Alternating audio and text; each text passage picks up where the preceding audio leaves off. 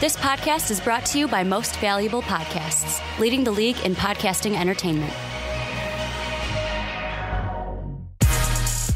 Welcome, ladies and gentlemen, boys and girls, children of all ages. This is the Fast Break Podcast. I'm your host, Sean Anderson. Alongside me, as always, is Ricky Widmer. What's up, guys? And Dave Oster. Hey, everybody. And today we are doing our mock draft 2.0. It's the All-Star break, so we're going to take a break from talking news of the NBA, and we're jumping into the NBA draft. I think it's all three of our favorite topics here on the podcast. We know you guys love it on Blog Talk Radio, on YouTube, and iTunes. So we want to give you our 2.0. We're excited to share it with you. But first, let's do some housekeeping before we jump in. Check out patreon.com/mostvaluablepodcast if you ever want to be on a podcast, that $10 tier. You can be like Jake, Christian, Pat, and Matt, who was just on? Yes. We're talking about One and Done's. Oh, yeah, I saw that. I didn't listen to it yet, but I saw that was in my sub box. And you could be like those great guys checking out the $10 tier. We also got a $5 tier where you can ask us questions. And we also have a $2 tier where you get a monthly video Patreon exclusive podcast. And the questions are actually going to post the same day as this. There you go. Ooh. So look at that. So fun times. Mark Weber, I think, responded to the questions. So definitely check that out. Also, rate us 5 stars on iTunes, both the Fast Break Podcast, Primetime Podcast, Rick and Johnny Podcast, and the Onside Kick. I saw we have 14 reviews on iTunes. The Onside Kick has 5, so you guys are doing it. So we appreciate all of your help over there. And then finally, check out mostvaluablepodcast.com. We got a store up where you can buy MVP merch, and you can check out every single thing that we post. It's all on that lovely homepage from Squarespace that Ricky helped and the Patrons helped us get. But let's jump in. Before we do the mock draft, let's jump into our wet boys. We're talking about the dampest dude, the soggiest shooters, the wettest of the boys from the past week. And let's go to Ricky first. Ricky, who was your wet boy from this week? Well, before I get mine, you forgot one, the Moist Men. Ooh. My favorite one, the Moist Men. Yeah. Sorry. But my wet boy, Anthony Davis, the hometown kid from the Chi, 35 points per game, 13 rebounds, 3 steals. Most impressive part to me, it was only 2 for 4 on average. 50% from 3, 53% from the field. Anthony Davis doing some work this week. Got to rep the hometown. Gotta love him. I mean, he's a one-man show over there right now. He's absolutely ridiculous and super fun watching Anthony Davis play. And people said, you know, when he was first coming in, he was going to be one of the best players in the NBA. He's We've been waiting for that. Danny Ainge is going year. to back up a truckload of picks to get him. Anyways, Dave, who's your wet boy of the week? My wet boy of the week is Dame. I mean, how can you go wrong with the man who took over the game, just absolutely stomped the Warriors right out the gates? He was on fire. He was calling for the ball, dropping shots, dropped 44, 5, and 2 on average. And most importantly, I think like 35 straight free throws made in the last 3 games. So perfect percentage there from the line, high usage, and killing it. Well, and the thing I like about Dame, and Rachel Nichols said this today, it was you had the Russell Westbrook comments of like, well, Damian Lillard campaigned himself into the All-Star game. Most disrespected. And this is basically just him going, yeah, I'm an all-star. That's what I'm doing. I am an all-star. Dame can play up. The problem is it's not always most consistent. You know, the Warriors have had their number for a while, and he finally turned it around this time around. Well, you guys have Dame. You guys have these sexy nicknames. Dame, you have AD, the Brow. The Brow, baby. I'm going with the Joker. I'm going with the fastest man in NBA history, Nikola Jokic, dropping the fastest triple-double in NBA history, shattering the record back against Milwaukee in the last day before the All-Star break, dropping a triple-double in 14 minutes and 33 seconds. The previous record was 17 minutes. That was set back in 1955. Yeah. Freaking not even Wilt Chamberlain records, but like those are numbers that Wilt Chamberlain would have set. I was looking at Wilt numbers. It's like most points per game in a season. Wilt has the first top 3. It's ridiculous. The problem is they didn't record blocks back then, so Wilt likely had trip dubs. Quad dubs. Probably. He has the only triple double in NBA history. Think about how many 5x5s he would have had. If they imagine how many wet blocks. boys Wilt Chamberlain would have had. Anyways, Nikola Jokic, though, in the past couple of games, 19 points per game, 9 total rebounds per game, 8 assists, 54% from the field, 30% from 3. Nikola Jokic is insane. I love watching the Denver Nuggets. You got him, Jamal Murray. You got Will the Thrill Barton. Some good guys over there. And it's a great Gary young Harris core. as well. Yeah, the guy that they just got, not Gary Harris, but Devin Harris. that they just got from in that trade, didn't Gives they? a fuck about Devin Harris. We're talking about Gary Harris, the guy who's been playing there, not Devin Harris, who just got there. But Nikola Jokic is the wettest boy on that team. So Nikola Jokic, shout out to the Joker over there. Any final thoughts, boys? No, I like my wet boy. I think it's the best wet boy. I think we have some of the best wet boys. I think this is one of the best weeks for you. I think Dame is a 2-timer. I think Yeah, I AD's had like him a before. 3-timer. I know I had Dame before as one of my wet boys. Yeah, and I think this is Joker's first appearance And as a wet boy. it's deserved recognition for Jokic because like he is probably one of the most under publicized. Like the media does not give him love, but I mean it's partly where you play. It's not a sexy Denver. city.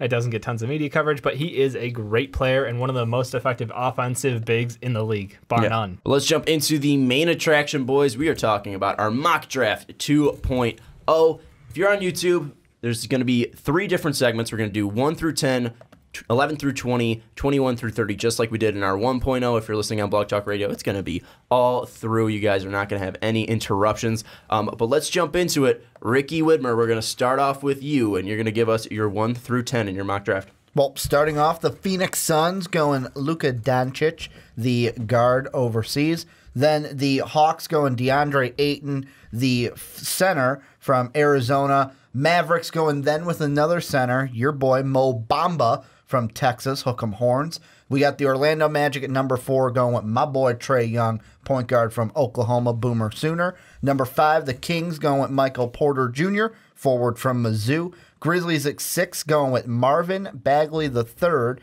from the Duke Blue Devils. 7, the Cavs via the Nets going Miles Bridges forward from Michigan State. My Bulls then taking Mikal Bridges, the guard forward from Villanova. Then the Knicks going Kevin Knox forward from Kentucky. And rounding out the top 10, the 76ers via the Lakers going with Triple J, Jaren Jackson Jr., the forward from Michigan State. Can't wait to talk about that Jaren Jackson disrespect at 10. Incredible. We'll definitely get to that real quick. But also just want to mention we are using the standings as of after the All-Star break. So right now, this is the Friday. We got the Rising Stars happening tonight. The Celebrity All-Star game as well with my with your girl. with my girl. I forget her name now. But anyways, Dave, we're gonna go into your mock draft. Who's your 1 through 10? All right, starting at number 1, I have DeAndre Ayton going 1. At 2, I've got Luka Doncic to the Hawks. At number 3, I've got the Mavericks taking Jaren Jackson Jr. Number 4, the Magic, as I claim, always taking Trae Young regardless. 5, I have the Kings taking Michael Porter Jr. 6, I've got the Grizz going with Marvin Bagley. 7, the Cavs via Nets are taking Mikal. And 8 with the Bulls are going Miles Bridges, both the Bridges back-to-back. I think we all have that almost. Number 9, I've got the Knicks taking Colin Sexton. And number 10, the Sixers, my man, taking Kevin Knox. We do have the Bridges going back-to-back, different orders and different spots, but we do, if there's a Bridges, there's one that's following. And Rachel Demita, that's her name. We saw her on Twitter, and Jesus. Anyways, let's go into my top 10. Number 1, the Phoenix Suns taking DeAndre Ayton out of Arizona. Number 2, the Atlanta Hawks taking Luka Doncic from overseas.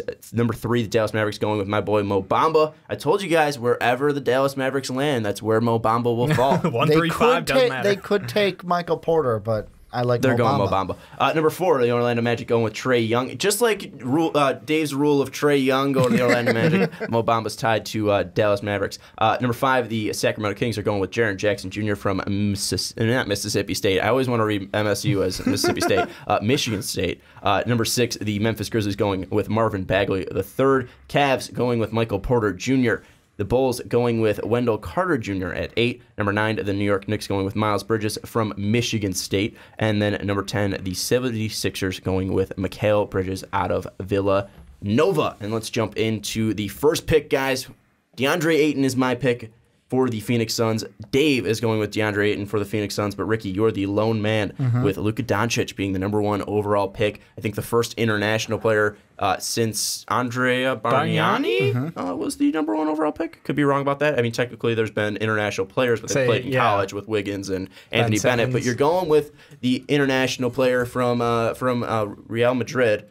Why do you got Doncic going to the Suns? I mean, with me, I look at it where when Luka comes over, like I always see him as point guard, but he's probably not going to be a point guard, but he's going to be the ball handler for this team. And I look at it, to me, I looked at it and went, you need a point guard because I'm not sold on Alfred Payton. I mean, yeah, you get him. You can probably keep him because he's only an RFA at the end of the year. Do you go that, or do you go with a center because Tyson Chandler's getting up there in age? Yeah, you do have him for one more year, and he's given good numbers, not great numbers, but pretty good numbers, about like double-digit points, about 7 rebounds, I think. He's an old man, though. Yeah, he's an old man. And the thing I came down to was I'm going to go Luka over Ayton because as the depth goes through the draft, that second pick that the Nets have, I think it's, what, 17? Well, the Suns have it at 15. They can better get another big man than a point guard at that point in the draft. So I'm like, you know what? Take the point guard or the guy who's going to ball handle right now and worry about my big man later. My thought, Dave, and you could back me up since we both have Ayton here. I understand your direction of they need a point guard or at least a guy that can be a star at that point guard position. I understand you going through that route, and that's why I had difficulties making a pick there. But I ended up going with Ayton because you look at the 2 games that Peyton has played so far in Phoenix. He's been playing really well so far. Was their leading scorer against Golden State. Was the only really bright spot in that game, and then his first game as well. He's being able to dish around the ball. And one thing too with Elfrid Payton and that Orlando team is, he had Vucevic, he had Fournier, but I feel like that team just wasn't spaced well. That team just really wasn't catered to his needs. And so far, it seems like Payton has changed over a bit. It seems like I'm not weirdly grown because you can't grow on a plane ride. Yeah. But it seems like he's kind of understanding the NBA a little bit more as he's growing. I think he's 22, 23 now. And I think with Payton, he's never going to be a star in the NBA, but I think he could definitely be a starter, and I think that's something where if he continues to play at this level, at least what he's shown in the first 2 games with the Suns, I feel like they would definitely take the flyer of re-signing him, and then you would have him as your starting point guard, and then you'd go with DeAndre Ayton because you have Bender and Chris. Those guys are more 4s. You have Jackson and my boy TJ Warren at the 3, obviously Devin Booker at the 2, and then Peyton would be your 1. I feel like that's a really nice 7, 8 players, I think, if my math's right, 8 players right there for the Suns to rely on. And Peyton, while he might not be the guy going 7 years down the line, you can get that guy at 15 where you take a project like a Hamidou Diallo or one of those guys that are really raw and develop him with the time that you have Peyton under contract. The only thing I think of, and just to throw it in there, Dave, before you give your thing, is I kind of relate it to the Cavs right now where it's like, yeah, you're playing great. It's 2 games, but we're still in the honeymoon period after these trades. Let's wait, see how the season goes. Then at the end of the year, kind of make our decision of, is Elfrid Payton the guy moving forward? I'm going with the pure luck behind this that is a magic trade. Therefore, he will be successful wherever he goes after them. And that is why Elfrid Payton will be their starting point guard of the future. And I think it's fit, and I think it's also like the style of their offense and what they're doing out there for the Suns. It's a very different environment than what the Magic were rolling with, like you said, Sean. I think that DeAndre Ayton is just too much of, and I don't want to use the word unicorn because he's not, it's too much of like a rare find as far as his body, his build, and his athleticism and his shot. Like, he has everything going for him, with the only question always coming back to effort and defense. And like, if he consistently has a motor, there is nothing that can stop him. Like, there are like 4 guys in the NBA who could stop him offensively. That's a scary thing. And I think that you get somebody like that, as young as he is, and you bring him into this team, he is the perfect linchpin for that 5. He can help you stretch out the floor. He gives you great presence on offense, and you can always have him feed the bucket. I think that as much as I love Luka, and I think he's still the best player overall at this point, I think that DeAndre Ayton is potentially the most impactful player coming into this draft purely because of his size, his athleticism, his shot. Like, it's just, I can't not recognize that talent. Yeah, and the one thing, too, with going back to Doncic, and I think Ayton's a better fit just because of everything that Dave's mentioned. Not only is he just a rare find, a freak athlete, it's something where with Doncic, I feel like they would need more of a Colin Sexton. They would need more of a Trae Young, even though I don't think that would work perfectly with Booker. They need more of a guy who is a pass-first, point guard. Well, not pass-first, because I wouldn't say Colin Sexton and Trae Young are pass-first, but they would need more of a facilitator, guys who are great passers. And while Luka has the ability to have nice passes, I feel like you would need a guy who's going to be your lead ball handler. Or I'm not really sold on Doncic being your sole and main ball handler, where Sexton and Young would be those guys. So I look at DeAndre Ayton fitting into that system, working him down low with the shooters on the outside like Devin Booker.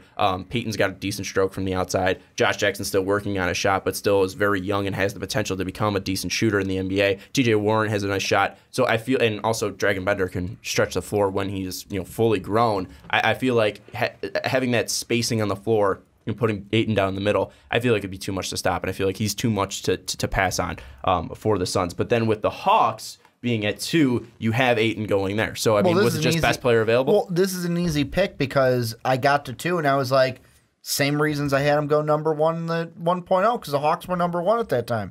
Go DeAndre Ayton. It was an easy pick. Yeah, I mean, it's one thing where, it's I think with all of us can agree. Ayton and Doncic right now in all of our minds is 1-2. Yeah. Would you say that? Like, no matter the team place, those 2 guys are going 1-2. I mean, unless the Magic, bump their way up there, then Trae Young has to follow. The only guy I could see contending is a Mo Bamba. If he lights it up. See, I'm on the other end. I think Trae Young has potential to pop off throughout the rest of this year and really draw a ton of attention. For him, it's consistency.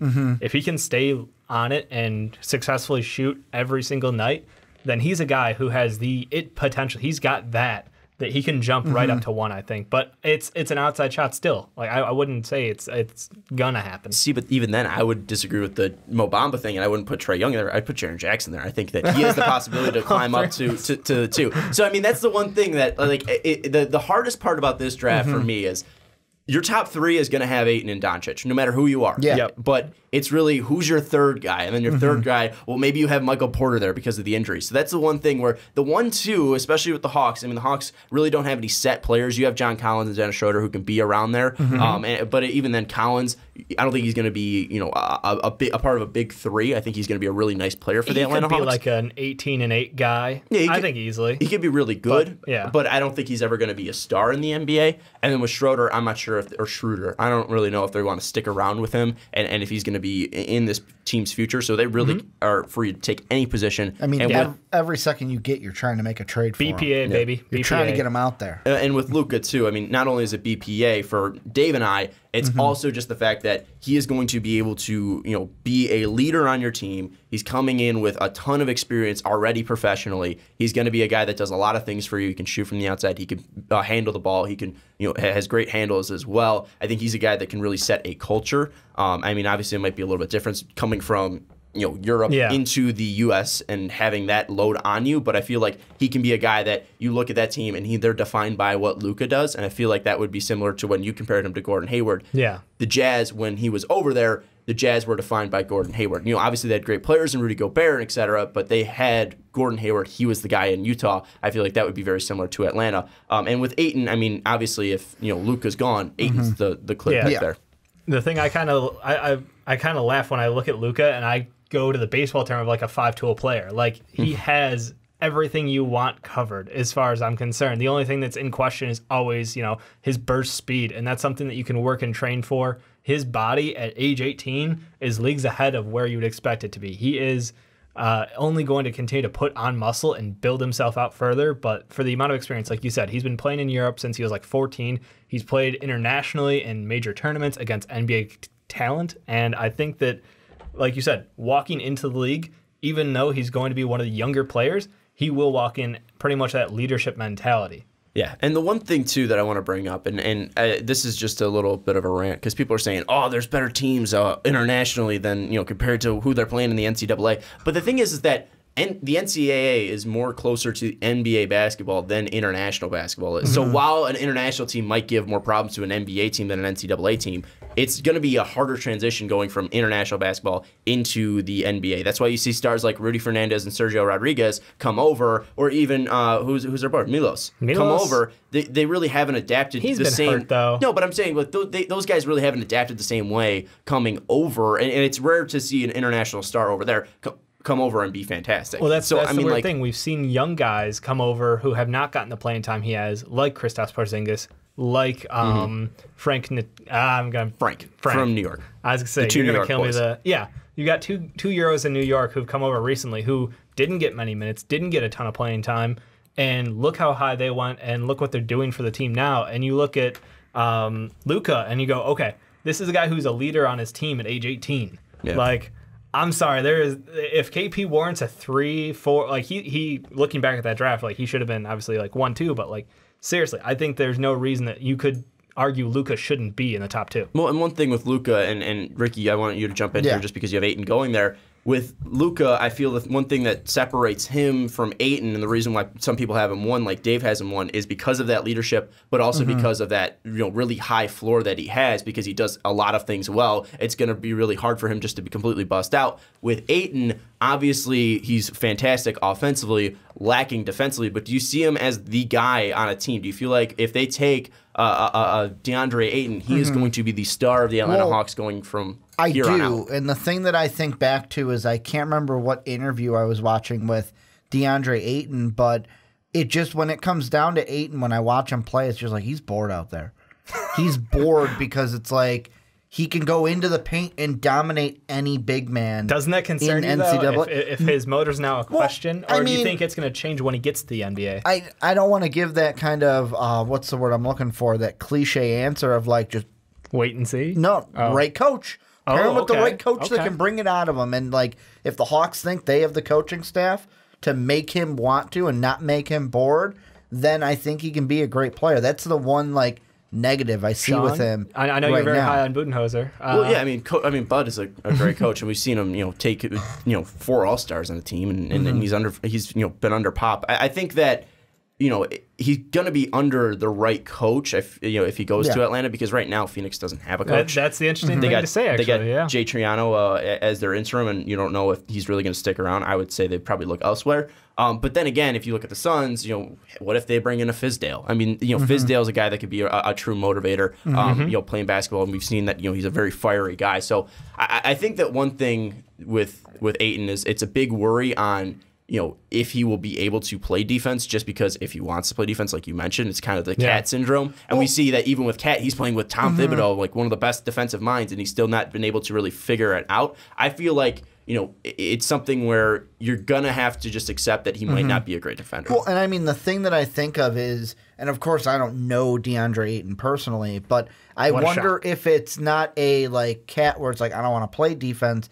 I wonder if it's just like a, you know what? There's no challenge here. Like, I'm not being challenged by. Like, not just defensively. I'm talking all around. Are you talking Ayton in college or Cat in the NBA? No, I'm talking Ayton in college. To where he's so just kind of like. similar. Do you remember Shaq in college? To the point where he. I mean, that's the only thing I can think of is when you're so much physically ahead of the competition, it isn't super challenging. Shaq dominated games, and to be fair, like he took backboards. He took time off. Like during those games while he was playing. So that's the only thing. Like if we're talking about being leagues ahead of people physically, Ayton has the body of like a 30-year-old man, like fully built already. It's just confusing to me. Yeah, it's freaky seeing him down there because he's just a mountain pretty much down there. He looks like David Robinson when he was back in the 90s. I mean, he looks like that type of archetype of player. So I mean, again, it's something where I feel like it doesn't really matter to the coach because I think it's more about Ayton himself. I think that Ayton, it's more of not only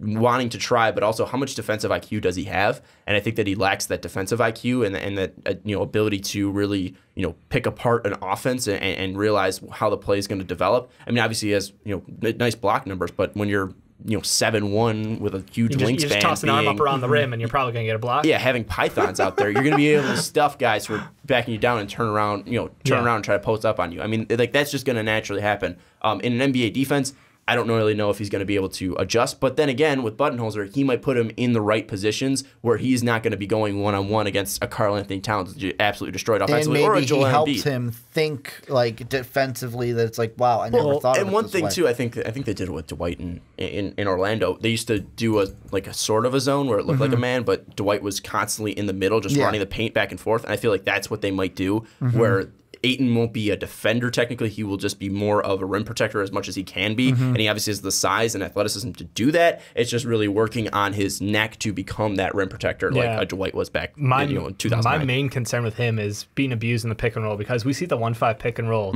I mean, the NBA has really turned into a very heavy pick and roll, pick and pop gameplay. And with point guards the way they are today, how athletic they are, how quick they are, that's my one concern. If you can hide him from those, then yes, absolutely. Like I think you can work with him, but if he starts to get abused in the 1-5 pick and roll, then I start to worry because he's one of those guys who, like we see bigs get pulled out of games late because you can't have them on the floor. I mean, that's concerning to me. And that's, again, I still would take him 1, but that's just something to think about, that how you have to develop, how you have to system around this guy, because offensively he is incredibly gifted, but defensively, I don't know if he has the foot speed to maintain those pick and rolls. I don't know if he has the IQ defensively to see where plays are going to unroll. Well, I mean, it's like the joke that Chris Bosch made on First Take this week, where they're like, he's like, yeah, with all the pick and roll now, everything I was getting criticized for when I played, I can do that now. I don't have to play defense now. Yeah. So I think it's one thing where Ayton, you got to put him in the right spots defensively, and that's going to be something that comes out. But then again, I don't know if, like, looking at Ayton, if he's going to be the star on a team, and that's why you look at Phoenix. I would say, to be there. Yeah. But but I'm saying, like, with Luka, I feel like, and maybe not Phoenix, but he would be the guy that you look to as the guy on that team. Where in Atlanta, obviously Luka. I'm sorry, when in Phoenix, it's going to be Devin Booker's team because he's been there. He has the highlights. He has that name as well attached to him. I feel like that's going to be a guy that really draws that attention away from Ayton. I don't know if it's really a good or bad thing that the attention is going to be drawn away from Ayton per se, but I don't think he's ever going to be the guy if he goes to Phoenix. I think he'd be a great 2 for them. Yeah, yeah. It's going to be interesting to see. Anyways, let's go now to the Dallas Mavericks. We being Ricky and I, have Mo Bamba going to the Dallas Mavericks again. I said this in our Dallas Mavericks thing. If it's 1, it's Mo Bamba. If it's 3, it's Mo Bamba. If it's 5, it's Mo Bamba. I understand people love Jaren Jackson Jr. I understand that people love Marvin Bagley. But Mo Bamba, with his athleticism, with his wingspan, with his size, this is a guy that can be an absolute freak. He's shown the ability and a nice touch from the outside. He's shown the ability with the ball in his hands to drive to the basket. And I understand that he might not be as polished of a defender as Jaren Jackson, but that's something that I feel like he can pick up. And with his wingspan, his athleticism to run back and forth, defending the rim, being a rim protector, I feel like this guy can be maybe DeAndre Jordan with a jump shot, maybe even a little bit different, a little bit better. I think that looking at Mo Bamba, pairing him with Dennis Smith Jr., Harrison Barnes, could be an absolutely deadly top 3 or big 3, if you want to put it like that. And I think that Mo Bamba can be a guy that can develop into an absolute star in the NBA. And I feel like the Mavericks, while Jaren Jackson and Marvin Bagley are out there, I feel like Mo Bamba is the most potential. He'd be the BPA pick, and that's why I'm going with the Mavericks, taking Mo Bamba. The thing that I think is going to change this pick the most is what happens to Wesley Matthews. What happens if he declines that player op? And the interesting thing with how the NBA works, and you and I were discussing this before Black Panther, which I hate, is you have he the loves draft. Black Panther. No, I hate discussion. What I'm about to talk about. I love Black Panther. You'll see that review later. But I hate how the draft is in late June. League season doesn't start till January 1st or July 1st. Free agents can't sign until July 1st. That just seems backwards. So we're drafting without knowing our free agency. Yeah. And that's the thing is, like, if Wesley Matthews goes, I'm going to decline that player op, which in today's NBA, usually players decline that player op to try to get more money out of the contracts. Yeah, it's 18.6, but I don't know what Matthews is going to think. If he says no, then do the Mavericks go, okay, there's not a shooting guard that we want to take at 3, but do we try to go with a Michael Porter Jr. who could play the wing more so than a Bamba and kind of mix the Porter Barnes and, like we talked about, moving Barnes to the power forwards situation and do that instead of going with a 5 and Bamba? Yeah, I think that Wes Matthews is probably going to take that player option because I don't think anyone would, in their right mind, give him more than $18 million this upcoming year. It's nothing against him. It's just this year teams are mostly strapped for cash. His performance really hasn't warranted it. He has not been as good as he was before his injury. Like, it's just, I'm being honest, he's not going to get that money in the open market. So I think it's a pretty safe bet to assume they're going to end up being stuck with him for one more year. And that's why I'm leaning, I'm going, we're all going bigs here. It's no surprise. Yeah, so why Jaren Jackson over Bamba? I'm rolling with the hype train. And let me pre-state this with, I understand that Michigan is a better team than Texas, but every advanced stat across the board screams Jaren Jackson better. Offensive rating, defensive rating, BPM, OPM, or OBPM, DBPM, and BPM outright. Every advanced stat out there is Jaren Jackson is better. Real quick, with offensive rating and defensive rating, that also speaks on how well the team is. That's why I said that. No, but I know, but like you can't say like, I know Michigan State's a better team than Texas, and then here's all the stats, the advanced stats that show why Jaren Jackson's better. Again, like offensive, defensive rating, it's gonna show with also the team as well. That's not, those aren't solely individual. And that is why individual stats. I that's know. why I Yeah, but you threw them out there, so I'm gonna take them down. I'm not gonna not state it, and I'm not gonna sit here and just let you trash Mo Bamba. So but if you go to the individual stats, the OB. Just being a dick. God, you suck. You know what's the OBPM, Dave? All right, so OBPM is offensive box plus minus. Yes. So when you're on the floor, points scored. Obviously, he beats him out in everything individually. He has a better shot. He can stretch the floor. And as far as defensively, well, Mo Bamba has 6'9" wingspan, which is incredible and just bonkers because he showed me 7'3" wingspan. No, I thought you said 7'9" for Bamba. Oh, my bad. I thought you said 6'9". You said 6'9", and I said 7'3". 7'9". So we're idiots. It's 7'9". And you showed me that picture earlier. He outreaches the box on the backboard, which is bonkers. But look, Jaren Jackson, I think everything you want out of a modern day power forward center mix, he has it, and he will continue to get better. I think Bamba, like you said, his top end could be a DeAndre Jordan.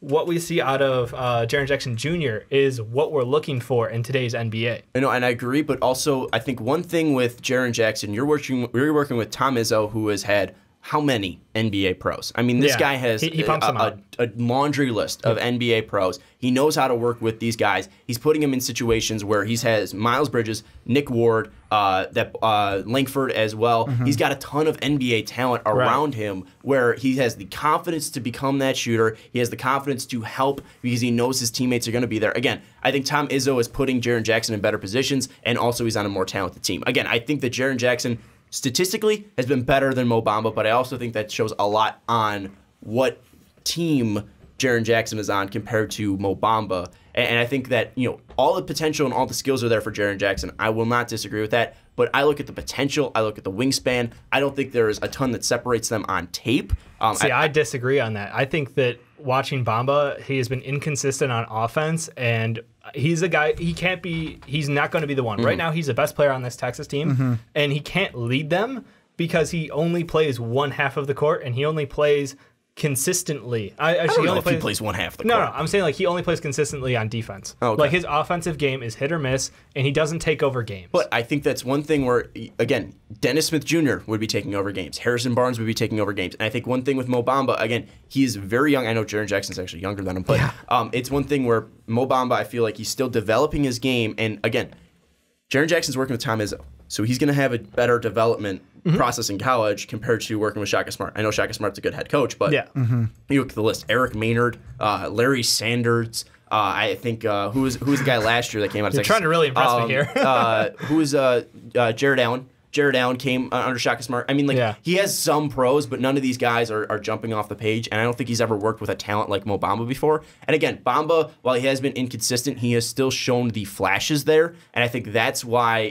again, you might see more consistency out of Jaren Jackson, but when you look at their best moments put up against each other, I look at Mo Bamba as a player that can be a little more fluid. I understand that Jackson has better court vision and is a little bit more better of a passer, but I have seen Mo Bamba take it from beyond the three-point line and drive in on players, and you can't stop it. And this is a guy that's going to get bigger and stronger. He's a bit of a freight train, Yeah, he's going to get bigger and stronger. Right now, he's a stick. So I feel like there's more room for Mo Bamba to grow, where I don't understand that Jared Jackson's younger than Mo Bamba, but I feel like Jaren Jackson's game has been more developed because he's working with Tom Izzo and working with a Miles Bridges and a Nick Ward and a Langford as well. So I feel like that's one, and Winston, I think Cassius Winston graduated. But my point is that Spartans have better players in their teams. They have a better coach, and they're going to be developed more because they're a higher level team and they have a higher level coach. Well, and I think the thing that I go to is what you guys were just saying.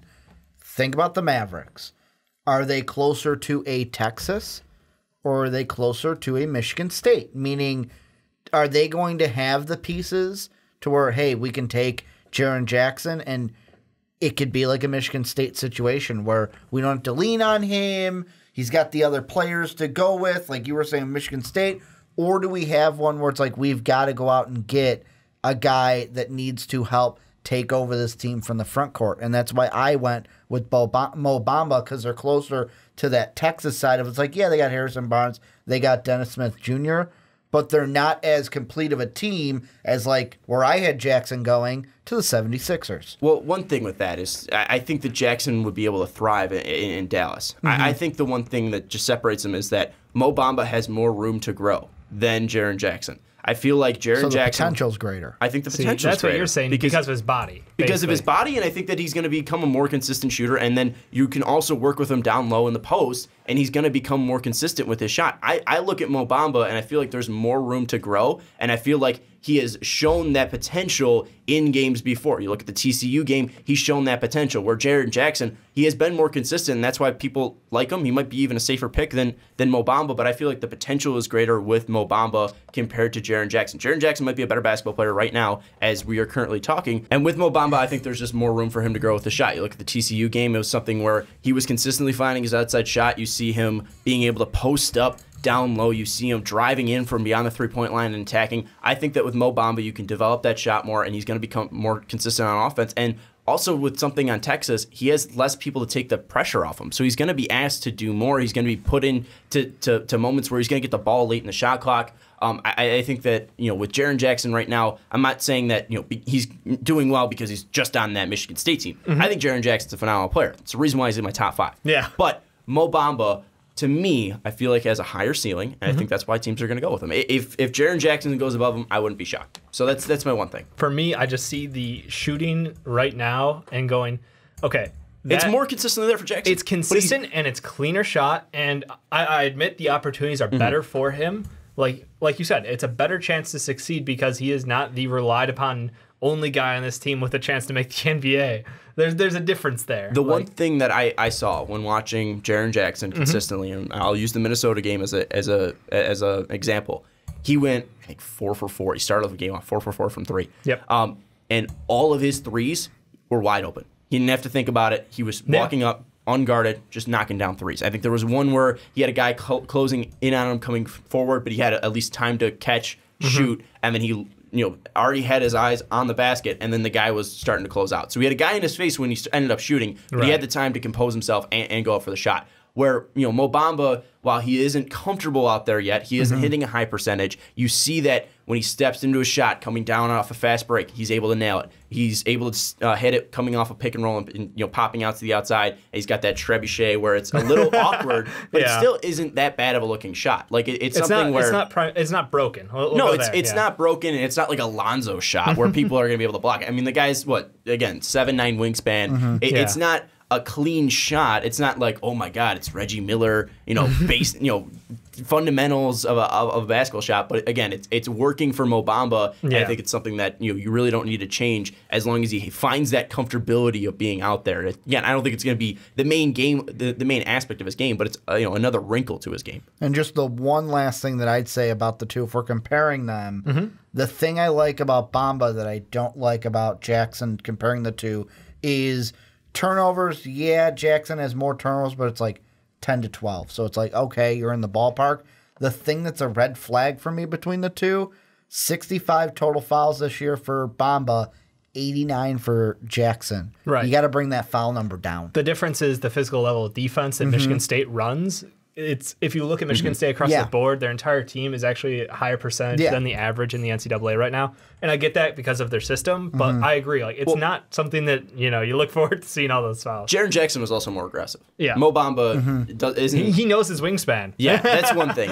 Mo Bamba isn't really attacking people out there. That's one thing. And he's attacked people offensively at times, but I would say Jaren Jackson's more aggressive, and he has a higher motor. So I would give that to Jackson. I mean, I think you guys on the Primetime Podcast could easily have a Jaren Jackson versus Mo Bamba topic. Yeah, I'd love to hear that. That'd be great. Brandon. So I mean, that's something where these two guys. You have the potential in Mo Bamba, and then you also have more of a finished product, and even though he's younger in Jaren Jackson. And that's how I see it. I think I disagree on the potential levels, but I just think the cleaner shot, the make me come out to the 3-point by room range. To grow. I mean, which means you're worse. That's all it means. but also it's something where Jaren Jackson's already built. I mean, Mo Bamba. There's no really knowing of how big this guy can get. I mean, we look back at Joe's days back at Kansas and how much bigger he is now. I mean, like you can see a glow up for like that glow up, but you can see something like that with Mo Bamba. So I mean, like we don't know the potential of Mo Bamba's body. He can continue to be a stick. And Jaren Jackson, again, is a safer pick in my mind, but I would rather go with Mo Bamba because he has that ability to become, I think, a great defender in the NBA. And I think offensively, he can be a guy that does everything for you on the floor. And maybe not passing, but he does mostly everything, at least decently, on the floor. So, I think it's up to personal preference. But for me, and Ricky, I'd go for Mo Bamba going to Dallas. But anyways, let's move on now to the Magic. Got some guy named Trae Young. I don't know if you guys heard about him. Pretty damn good player. If you guys want to hear more about Trae Young, check out Brandon and Ricky's subject of our topic of Trae Young versus Colin Sexton. They compare the 2 point guards in this NBA, the top 2 point guards in this NBA draft.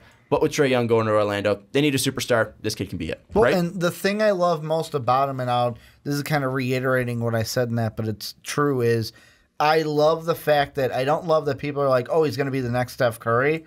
But I look at his game and I'm like, all right, I see some things that Steph does that you do well too. Like shoot the 3 ball. That's going to obviously be good in this modern NBA. But also, I just like his vision. There was one play, I can't remember what game it was, but he drives around baseline, draws 3 players with him, and then over the back like this, finds his power forward sitting there at the block to go up for the jam. Didn't even look at him, just behind the back, threw 3 players to a wide open player. Yeah, no, I respect the creativity, and I think it's the same as Steph Curry. Steph Curry is a great passer, but he likes to go for some risky passes sometimes, some stylish passes. And the distance from Trae Young is just ridiculous. He steps over half court, and you have to actually respect him, and it's just ridiculous. I mean, he is a volume shooter, though, and I know that was some of our comments were like, yeah, but his 3-point percentage is because he's a volume shooter. It's going to fluctuate, too. Yeah. Real quick. This is something I want to bring up. Okay. You look at his usage rate, and it's absolutely stupid. The guys that get used as much as Trae Young play on, like, Iona. Like, the most recognizable names in the top 30 of all time, since the usage has been statted since 2009, 2010 on College Basketball Reference, Doug McDermott and Jimmer Fredette. Ooh. Yep. I think he's 4th all time in usage rating in a single season, and the other guys, you have no idea who they are. Like, I think the one kid was, like, from Central Michigan, who was, like, the leading scorer, like, 3 years ago or something. Like, he is being used at an absurd amount. So, yes, he is he's not hitting, 40% of his threes and 90% of his free throws. But the kid is also doing so much, and he's also damn tired on the floor because he does so much. Well, so, he might miss 2 free throws a game, but that's because he's tired and going to the line at the end of the game. Well, and that's also the thing this isn't going exactly that, but it kind of plays into it, is because of the Oklahoma team he's on, I see most teams go in, and nowadays it's going to be like, hey, you know what? Let's shut him down. Let's limit him. Let the rest of them beat us. Well, that's the rest of these guys. He still tries to distribute the ball. He's not one of those tunnel vision. Yes, he can get that way. If he feels hot, he's going to force heat checks on himself. Yeah. But the thing is he's always looking to get these guys involved. And like you said, this Oklahoma team isn't exactly stacked. So their plan to win games is through Trae Young. And what better way to kickstart the Magic than to get all 11 starters going with Trae Young? Boom. He gets them all in the game. I don't know. I think that Trae Young, though, has that superstar ability, and I think that the Orlando Magic desperately need that. And him and Aaron Gordon could be an absolutely fun unless pick and they roll trade duo. him. Remember, they were fielding offers. They're fielding offers, but they're not going to trade him now because the trade deadline's passed. Could be a draft day trade. Shut the fuck up. You're not doing that. Just ruin your day. No, but I think Trae Young and Aaron Gordon could definitely be an interesting combo. But again, looking at Trae Young, he would be 4th all time since 2009, 2010, since they started doing that whole calibrating usage. Jordan Washington is number 1 with 39% from 2016-2017, played from Iona. Chris Clemens from 2016-2017 played for Campbell. Jalen Riley played for East Tennessee State. Antony Bowes played for Nicholls State. Jimmer is there at 5th for Brigham Young. Gerardo Suero from Albany, New York. I was going to say Albanea because of Suero. Joel Wright from Texas State. Marcus Keene from Central Michigan. Siobhan Lewis from Marist. Trey Anderson from Eastern Illinois. James Daniel from Howard. These guys. I think you've proven the point. The thing is, like, these major programs. Usually Power 5 teams do not use guys this much. Actual teams. Yes, they do not use these guys as much as Trae Young. So, I mean, like, it's one thing where I don't think you have to look at his percentages or his free throw percentages. You have to say, this kid is doing something unheard of. Coming in as a freshman, putting up the amount of points that he is, doing what he is offensively, both distributing the ball and scoring. This guy is doing so much for his team. He's not going to be a defensive player, and I think that his usage is clearly going to go down in the NBA. But I think that he has shown that he can handle so much of a workload and be a star that you have to take the shot on him if you're in a top 5. Can I ask the question then? Is he one of the highest bust rate picks in the lottery? No. No? You're not afraid of him pulling a Jimmer? No, because I think Jimmer was something where Jimmer was strictly a scorer. And Yeah, Jimmer was didn't have the assist. Like, he didn't have the assist vision that Trae Young I don't has. think it's something. Right. But Jimmer No, was a saying, guy as far that... as volume scoring, and then that was his big asset. But like, Jimmer also didn't fit into a position. You know what I'm saying? Like, you couldn't really... Professional chucker's not a job? Jimmer didn't have the speed to really get off screens. Jimmer didn't really have the ability to fit into an NBA offense where Trae Young... is undersized. He's undersized. He's undersized, but it's something where, again, if you have even if he's not your point guard, he can still be a spot-up shooter for you. I mean, he still has the ability to stay in there as a shooter. I mean, hell, he might be like a very small J.J. Redick. Like, I think that, like, he's going to be a guy that can, at worst, come off screens and still be one of the best three-point shooters in the NBA. Okay, like, so yeah, I think your floor for him is still pretty high. I think that he can still be a starter in the NBA. I think his floor is a starter in the NBA. I think that his high could be an all-star. I'm looking at this top 10. I'm seeing so many guys who have the tools, and the bust potential is much lower. And I'm looking at him, and I'm going, he's the only one I see who has a very high potential in my mind that, like, it won't work out for him. But I'm not saying it's, like, he's not going to. I think he's going to be a stud, but, like, I have to ask the question out of this lottery, I think that out of this lottery, the biggest bust potential is probably a guy like Kevin Knox or something like that. I mean, you have Mo Bamba at 11, Dave? Yeah, I was going to. I didn't even realize when you that. said at the beginning of the podcast, when you're like, we're going to talk about my Jaren Jackson. How about his Mo Bamba at 11? I didn't see that. Yeah. But like a Kevin Knox right there at 10, like I feel like he could be a bust. Possibly Miles Bridges if he's not able to find a shot. But I mean, the expectation versus pick. I think that's the problem. I think the expectation for Trae Young will be the problem, not his actual potential. Okay, I think that his ceiling is an NBA All-Star. I think his low though is a starter. In the NBA. I think the Steph Curry, comparisons. That's my only concern is his mind, his ego. But to put that, to bring that up. If, let's say let's say his potential is he is just as good as Steph Curry. Just throwing it out there. If you are a team, how much would you kick yourself if you're like, well, we passed on him because we thought he would bust? And that is no. But and that's six teams did that to Steph Curry.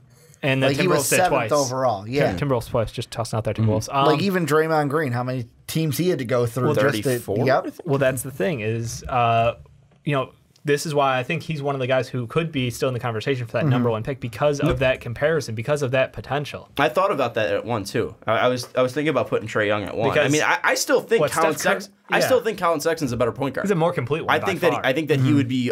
If I had to pick Trae Young or Colin Sexton, I would take Colin Sexton. But the thing is that.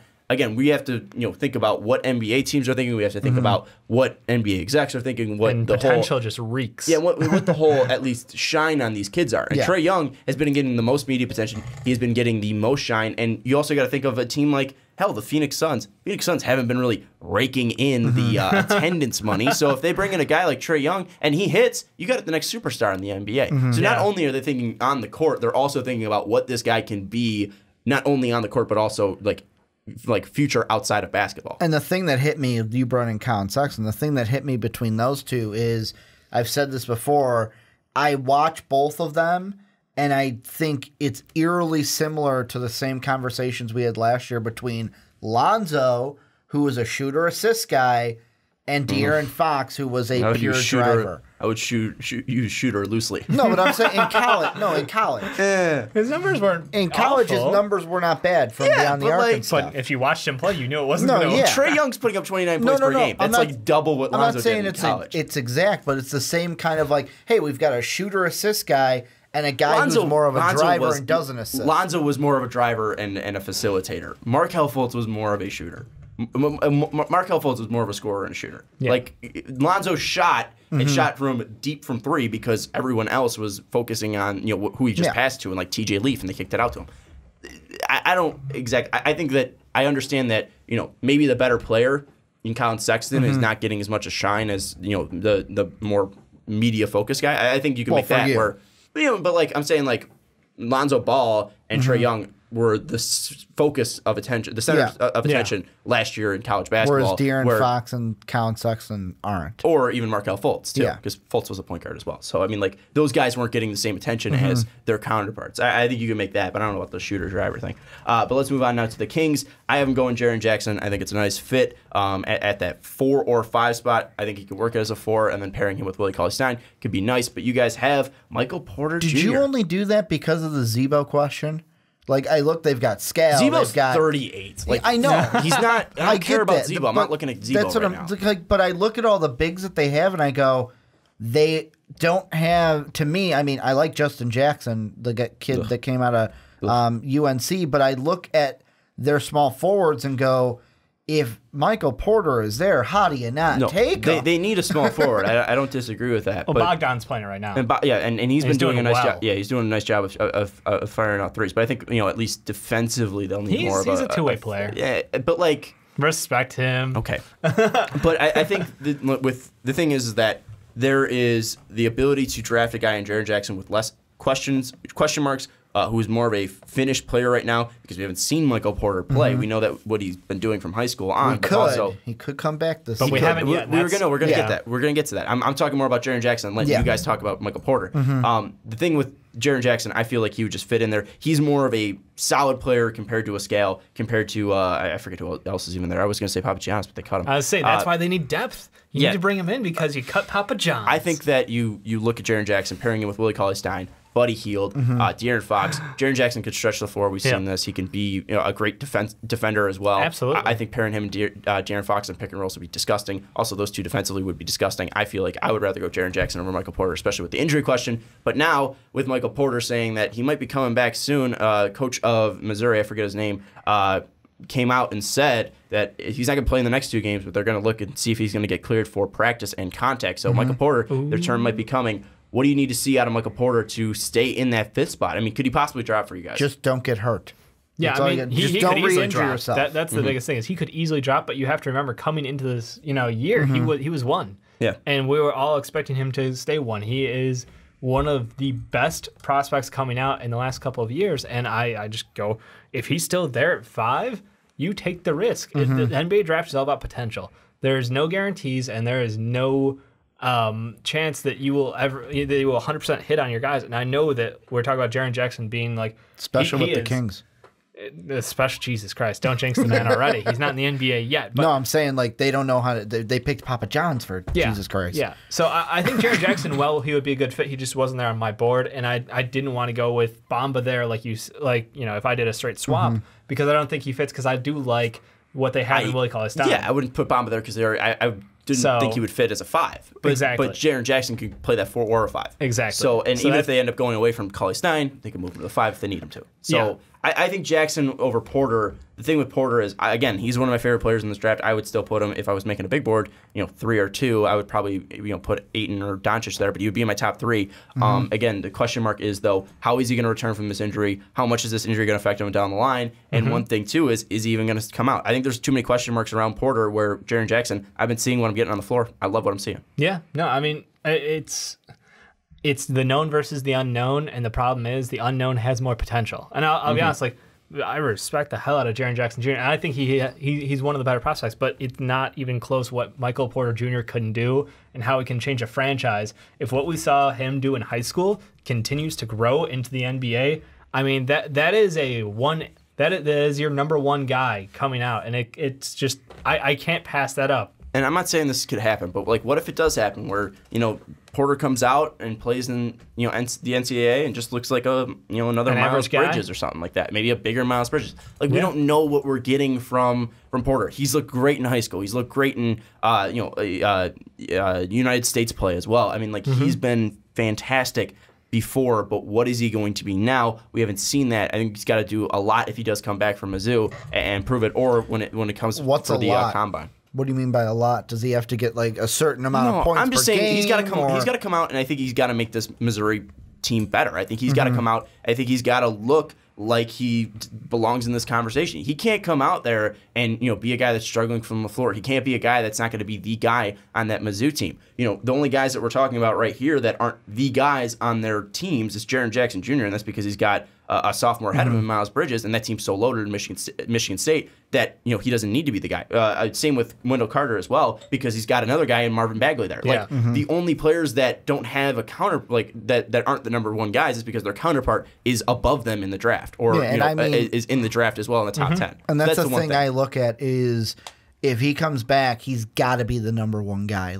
There is no question that if it's like, oh, Michael Porter Jr. is the number 2 guy at Mizzou, we're looking at that going, what? I mean, because of what you said, he was the number 1 on the big board coming into the season. I think he has a strong tournament play for the Mizzou. I think that's got to be the thing. Which is great for the Kings. They love their great tournament play. No, SEC tournament, because I haven't been following NCAA basketball as much. I've been watching games, so I haven't watching the rankings or Jill Lenari's bracketology or whatever. I don't know if Mizzou's making the tourney or not. But if fucking Michael Porter goes out and helps him win the SEC tournament, goddamn, yeah, he's gonna be probably rising on my board. It's just going to be something of what is he going to bring if he comes back to the game of basketball. But anyways, we are the top 5. Let's run quickly through the top 6 to 10. Grizzlies, I have him taking Marvin Bagley. So does Ricky and Dave. Marvin Bagley, he looks good. What are the concerns?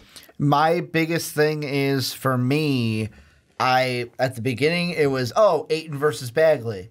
Now Mo Bamba's passed him. For me, on the next mock draft... For me, I like what I've seen from Mo Bamba, and the P word that we've mentioned. The potential's greater. Now you got Bagley with the knee injury, and then there's part of me thinking, is Marvin Bagley the best player on this team? Is Wendell Carter better than him? Would I rather take him?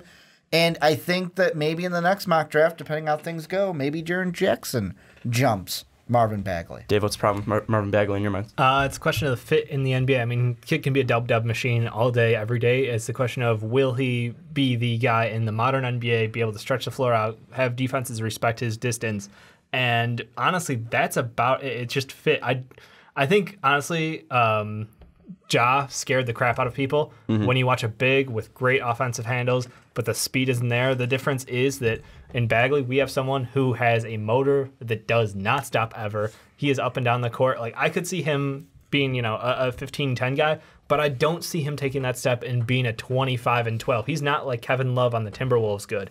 And that's the thing is, when you're drafting this high, you have to think you're getting someone who is going to be the guy on your team. And I get you're 6 now, but still, there are guys there who I believe could still be that guy. And he's someone who I see more as a B or a C player on your team. He's not your number 1. But one thing with Bagley, that's the reason why I think he fits well with the Grizzlies. You look at him, Mike Conley, Marc Gasol as well, and pairing him with those two, I think that would be a great pairing of those three. So I think that's something where Bagley, I feel like he's got to have the right fit, not only for him, but also the team. I think Bagley being on the Grizzlies could be a nice match one. Made in heaven. Let's go to the 7 Cavs. I have him taking Michael Porter Jr. Could you imagine if LeBron stays and you have Michael Porter Jr. on that team? You have the possibility of LeBron training the next LeBron. I mean, absolutely ridiculous. I don't know if Michael Porter's going to stay there, but that's the way it falls. I mean, I'm not sure with how many question marks there are around Michael Porter that we already talked about. I'm not sure if he's going to be a guy that is taken in the top 6. So Michael Porter falls to the Cavs, which is absolutely disgusting. And I think the Cavs should really be outlawed from having this pick, because it's honestly ridiculous that they might be able to add a guy like Michael Porter or any of the guys we talked about above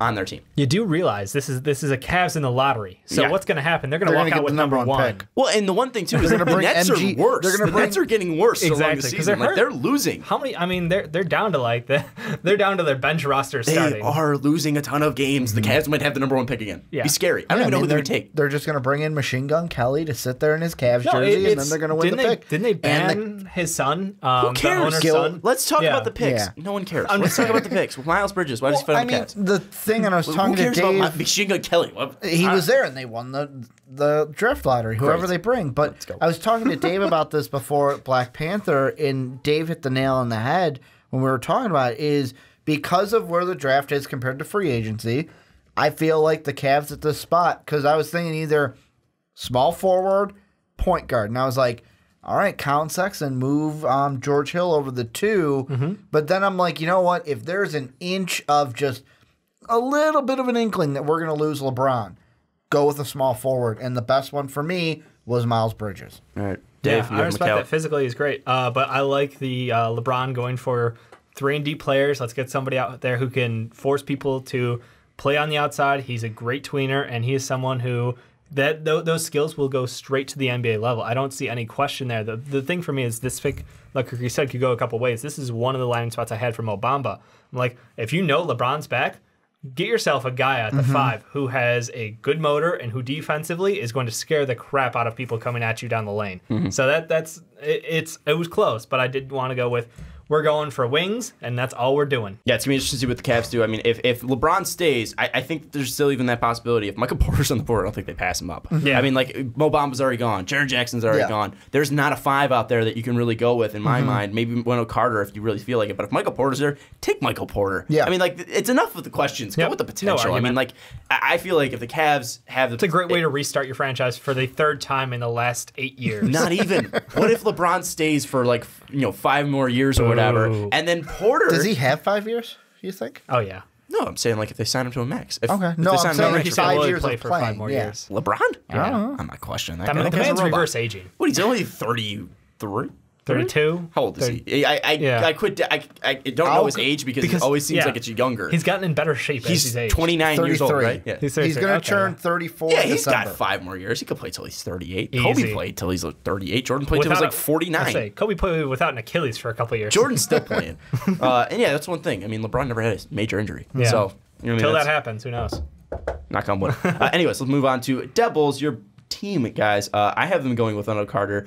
Just real quick, I know that the 3 is a need for them out there, but they also have a pick at 16. I feel like you look at the Bulls, you go Wendell Carter Jr. because this is a guy that you can pair down low defensively with Markkanen, and I feel like he's going to be a nice pair with him. And I know, again, I know what you're going to bring up, Ricky, but I feel like there is more depth for wing players in this draft compared to a guy in Wendell Carter who possibly might be the best player on Duke and possibly has that potential to really change a franchise. You look at Sean's top 10, it shows you how much he hates the Bulls. Not only does he have us passing on 1 Bridges, you have us passing on 2 Bridges. I'll take either or, Sean. Because the potential's better with Carter. I'll take either or. We don't need a big. I'll take Mikal Bridges. I say, we literally just 3-and-D. traded a shooting big, and I get it, because Wendell Carter actually plays defense, but, you can't pass on Bridges.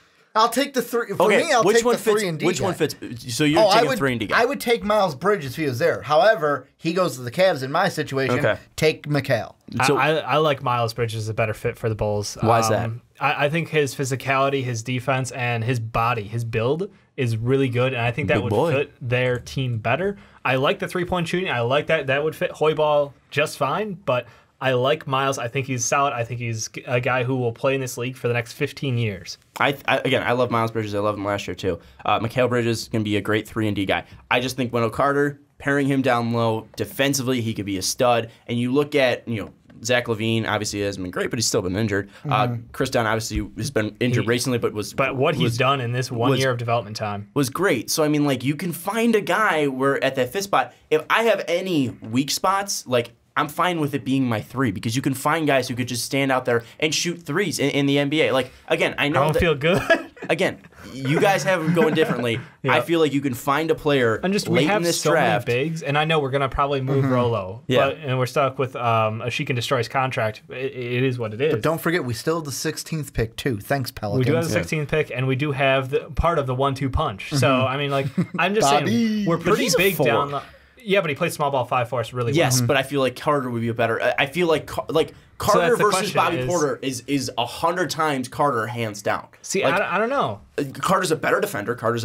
He's a better basketball player. Like, I would take Wendell Carter right now to start over Bobby Portis. Like, that's the thing. It's like, it's not even like, I don't know. No, Wendell Carter's a better basketball player than Bobby Portis. Bobby Portis coming out look decent. Wendell Carter looks better than him right now. I just don't know. Again, it's the unknown versus the known in my mind. Wendell Carter's like 18 years old. Bobby Portis is like 97. Like he's like 23. I'm joking. But he's still on his rookie contract. I'm joking. He's 23. But the difference is that Wendell Carter as a 19-year-old looks better than 23-year-old Bobby Portis. But you have a shitty worst case scenario, you have a slightly shittier version of him versus having Paul Zipser as your only small forward on There God. is free agency and a ton of more picks to address the small and I forward understand, position. to be fair, we are not trying to win games, so that's probably why we're rolling with the zip god. Real quick, I'm going to spoil something. Grayson Allen does not go in our first round. The Bulls could take him, plug him at your 3. Got some veteran leadership right there. I'm just saying. You could, At the 3? That's a guy that can. He could chuck up threes, He could but be a I 2 wouldn't or say a he's 3. a 3. He could be a 2 or a 3. I mean, he's not that small. I mean, Grayson Allen, you could plug him in as your 3 if you're playing small ball. Grayson Allen could be an outside shooter for you, right there. He can play gritty defense for you, and he could shoot from the outside. Trip guys too. I mean, that's a thing where hell, defense. like you could find guys out deep in the second round, even not even at the 16th pick, that can be a 3 and D guy. From the school of Draymond. You're talking about Gritty defense. bear hugging LeBron. He's just going to trip He ain't LeBron. no Captain Kirk. We don't go that route. Anyways, I think that I understand if they go Bridges. I'm not. There's a lot of options there. You can't Both pass Bridges. Bridges. On there. I feel like you can go with Bridges. You can cross over Bridges. I feel like you can go with one of the Bridges. I would just rather go Carter. I feel like Carter would be a better fit because you can pair him with Markkanen. You have Dunn, Levine, Markkanen, and Carter there as your big 4, and you could always address a 3-and-D player in free agency or with the 19 other picks you have in this draft. I think it's 3. But anyways, I'm just dramatic. Let's now go to the 9th pick, New York Knicks. I've taken Miles Bridges. This is a kid that has rose to the occasion. You see him in that Purdue game. Mm-hmm. He consistently was hitting shots in big moments for Michigan State, brought them back from a deficit. This is a kid that in the Big Apple would shine. I feel like he could be a great scorer. He could be good defensively for you. And looking at that team, if KP is never the same guy and Frank is still developing and Moutier is never going to hit that potential, Miles Bridges is going to need to be a scorer. He's a scorer. He's the easy pick for New York. I know McHale might be a better defender, might be more of today's archetype of NBA players with 3-and-D, but Miles Bridges I feel like would be a better scorer. I feel like he fits in New York better. Well, I mean, that's what made my decision kind of hard was not only the KP injury, will he come back the same player, but also you look on it, another player op to talk about. Enes Kanter, is he going to take that money? Is he not going to take that money? Yep. To me, if you're worried about KP and the injury, then I would have put Jaren Jackson here. But I'm not worried about that. You need a small forward. Kevin Knox was my best one available. See, I had a similar thought as far as the center position. Again, another spot Mo Bamba could have gone, and I was like, nah, fuck that. We're going Colin Sexton. Yeah. What's up with that? What's up with that? You got Moutier and Frank. Let's be honest. Moutier's still under contract. I'm not exactly sold on Moutier at this point. I mean, he didn't look bad. He has First game in the Pacers. He played a couple good games. That's super. That's super. But 3 games as a Nick. I know, but no, in his career, I'm saying it's not. We've never seen him consistently play well, and I understand the adversity he's gone through in his career up to this point. But what I'm saying is the ability to add someone like Colin Sexton, who is a complete point guard, and have him play next to Frank at the 2, and you have 2 great guards together. I think that is the perfect set for their future backcourt going forward because you have excellent defense. I mean, excellent defense from the 1-2.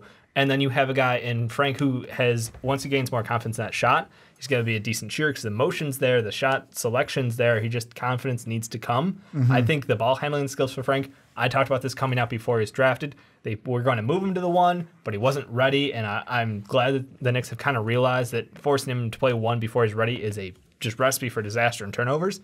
So I think this is like the ultimate way to get around their situation and set them up best for the future. And finally, the Philadelphia 76ers with that Lakers pick at 10. I have them going Mikal Bridges. This is the team that probably should address that power forward position because I know they got their boy Dario there, but he's more of a bench, coming off the bench guy. I don't like him in the starting lineup. You can address the power forward position, but with possibly J.J. Redick not coming back, you don't know if you're going to be able to re-sign him. Get a guy who can be a 3-D player. I know you already have Rocco, but hell, you can never have enough wings. Enough wings.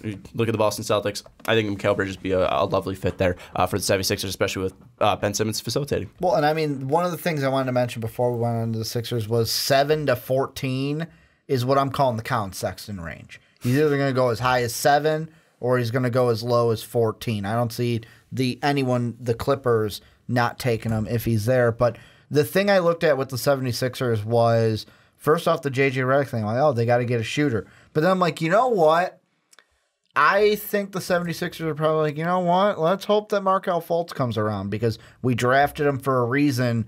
And like you said, I looked at that power forward. Amir Johnson's up at the end of the year. Ugh. Trev Book's up at the end of the year. You guys can walk. We'll take Jaren Jackson at number 10. Well, to be fair, they do have a couple of Euro stashes that are potentially developing. Do they really? Are they going to super come over shocked by that? Yeah, I know. The Sixers, Euro stashes, what? They have 2 over there that look like they could come over next year. Probably only 1 will, but we'll wait and see on that. I do have them going Kevin Knox here because you want a guy who can shoot from that 3 spot, and I think that would be a massive help for them. Another shooter add to this team. You got Bennett the 1, you got Markelle hopefully at the 2, and in case you don't re-sign JJ, which I think that's going to happen anyway. Mm-hmm. But I just see this being like, you're adding offense, you're adding a decent passer, a decent rebounder, like. It's just a good wing fit for them. But anyways, let's move on now into the second part of our mock draft. We're going 11 through 20. We're picking 3 teams that we're going to talk about and the players that they picked, and then we'll discuss that. But Ricky, give us your 11 through 20. Well, going to start off at 11, the Charlotte Hornets, going with Troy Brown, forward from Oregon. Number 12, the Clippers, because of that Blake Griffin trade, going to go at Wendell Carter Jr., the forward center from Duke. 13, the Jazz, going Robert Williams, the forward center from Texas A&M. Then the Clippers, they're back again. Hope you didn't miss them. They're going Colin Sexton, the point guard from Alabama. Then the Suns via the Heat, going Chimezi Matu, my favorite name to say in this whole draft, forward center from USC.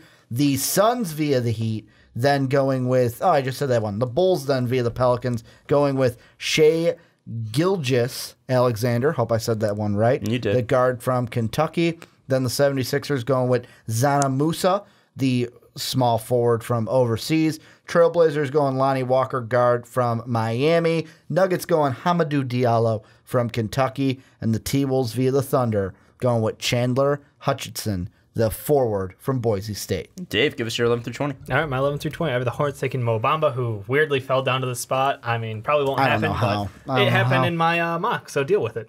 At number 12, I got the Clippers going Wendell Carter Jr. Again, we touched, potentially one of the best players in this draft who are big, but Bagley's in front of them, so is what it is. I've got the Jazz going at number 13 with Robert Williams, the forward center from Texas. Solid player, just not much there. The Clippers, 14, going, I can't say his name, Shai. Yep. Yeah, Shai Gilgeous-Alexander. Shai Gilgeous-Alexander from Kentucky. At number 15, I've got the Suns going with Lonnie Walker. At 16, I've got the Bulls going with Shake Milton because we don't have a point guard. Number 17, I've got the 76ers going with Troy Brown. Add another wing because why not? At number 18, I've got the Trailblazers going with Zan and Musa. Much needed shooting on the outside. Number 19, I've got the Nuggets going with Keita Bates-Diop. And number 20, I've got the T-Wolves going with Kyrie Thomas.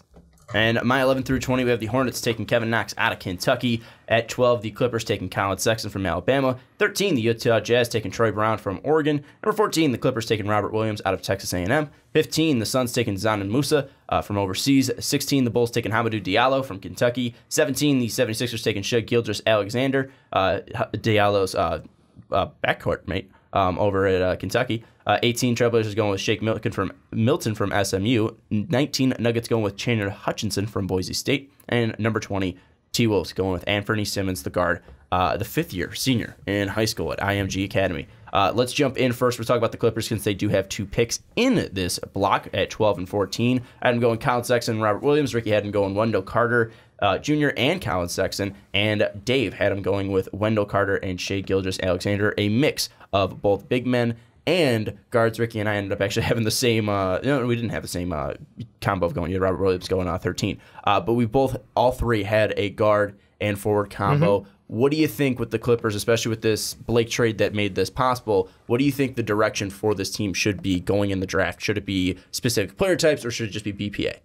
Well, it's got to be BPA. Like, here's the thing. I think BPA, but what plays into their picks most at this point is what are the Jazz going to do? Because if the Jazz are going to go with a point guard, I'm going to go Colin Sexton with that first pick. However, if I feel like the Jazz are going to go with a big man, I'm going to take the big man that I want. I'm not going to let the Jazz indicate which one I get stuck with. So that's why with me, I looked at it and I was like, personally, I'm like, you know what? The Jazz could go point guard, but Ricky Rubio will still be there. They'll probably go with a big. if I'm the Clippers, I'm going with the big that I want. Jazz take their big, and then I get Colin Sexton with my second pick. Yeah, the fact that Colin Sexton is that low is kind of ridiculous. The bottom of my range. I would say that Colin Sexton doesn't go past him at that 12 spot because I look at Colin Sexton, and yes, you might think the Jazz might not take him, but, and again, you have Wendell Carter going there, but I would rather take Colin Sexton over Wendell Carter if I'm the Clippers because you look at them, they do have Milos, they do have Pat Bev, but Colin Sexton is going to be there and possibly could be there for the next 15 years. Colin Sexton, in my mind, could be a franchise point guard in my mind. And the fact that he's at 12 is kind of shocking, but no team above them needs guards as badly. It needs a guard like the Clippers could use a guard. I mean, what do you think? I mean, I don't think that that's the Knicks I'm the only one who had Colin Sexton going up above. Yeah, I don't think the Knicks technically need a guard. I think it's between the Cavs and the Knicks are the likely takers. The Sixers could if they don't believe in Fultz coming back healthy, and that's totally. I think there's 3 teams. I think that's just my opinion. The Hornets could. I don't think the Hornets will because I thought about them. I thought about them just because of the Kemba stuff. Kemba's well, not just the Kemba trade, but you look at the rest. It's like Michael Carter Williams is up after the year. Yeah, because you want to re-sign that guy. Exactly. No, but hold on. And Stone's up at the end of the year. You're not going to take Colin Sexton to back up Kemba Walker. No, but it's on top of the trade stuff. Also, we don't know what our point guards are going to even look like. That's why I almost had them go there, but the Clippers is just too good to pass up. I think if he goes, it's going to be the Hornets, the Clippers, Cavs, or possibly the Suns, but the Suns won't be at 1. That's the problem. I think the Suns is the best fit for him, but the Suns are at 1, and they're not going to take. They shouldn't take Colin Sexton number 1. So that's the thing is, and if he hits 15, Suns fans should be throwing a party in Phoenix because you're getting DeAndre Ayton in my mind, and then Colin Sexton. Well, I think. And that ran into what we talked about in the first one of do you go with Luka over DeAndre because of what is going to be this low? And the Clippers, 14, Colin doesn't go past them. Yeah, for teams with 2 picks, it really does take a solid strategy and some predictions on other teams' behalf to really fill out your draft picks. So I think that, you're 100% right. If Colin Sexton's there at 12, I would 100% not pass him up, Sean. I think there's no better point guard. The dip after Sexton to the next available point guard is massive. So I'm of the kind of I take Colin Sexton 100%, and I take whichever's better who's left as far as my big man going forward. One question I'm thinking, what do you guys, now that we're sitting here all-star break of the season, what do you guys think Milos is going to be for this Clipper team? Because I look at the point guards they have.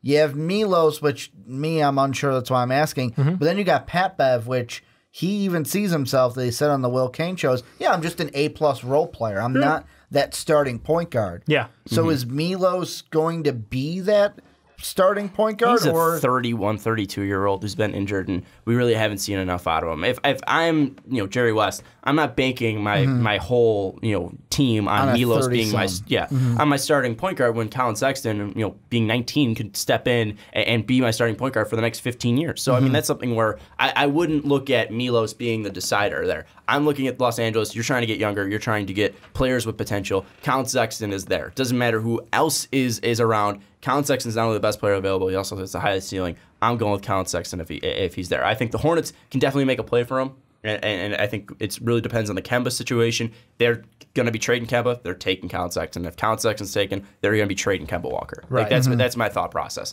And with the Clippers, Colin Sexton is too good to pass up. And that's why at 12, there's no way I'm letting him possibly slip to 13 because that possibility means that a team could possibly trade up and snatch him right away from you. You look at the Bulls. If the Bulls are there, they might use as much firepower as they possibly can to jump him up to that 13 because they want Colin Sexton. If Colin Sexton starts to fall outside of that top 10, I feel like teams are going to start trading up and try to get him. I almost had him go 8 to the Bulls, but I was like, nah, I can't do it. I can't have the Bulls take a point guard knowing that that's not the true need that we had. Yeah. With especially Mikal Bridges there. But I like the trade thing that you brought up because the team that I'll just bring them into it is the Jazz sandwiched right in between them. The reason why I'm thinking that they wouldn't go and take a Sexton and steal it away is because you got Ricky Rubio for one more year, and I know what you're probably thinking. Well, we're not going to re-sign him. I don't even want Ricky Rubio on this team. Yeah, but if you let him go, what did we talk about last year's draft?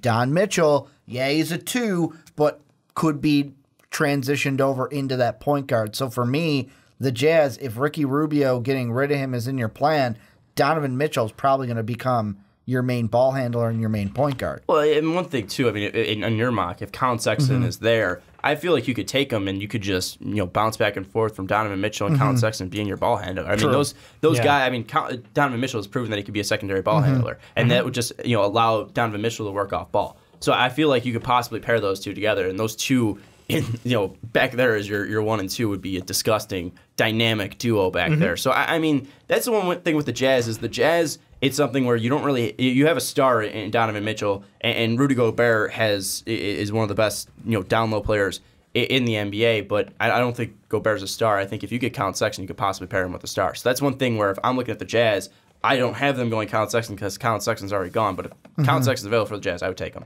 No, I can't disagree with that, and that's why if I'm them, and the way my mock works out is the Clippers end up taking the best big man available, which would be Wendell Carter, and then the Jazz, again, we're going big, and Robert Williams. And I think that for them, it fills a need, and I'm not totally sold on we're done with Ricky Rubio. I think he's played pretty well since coming to the Jazz. I think they still want to see what they have with Exum. I think that he's still young, he still has potential, and I think that if given time, could be their guy going forward.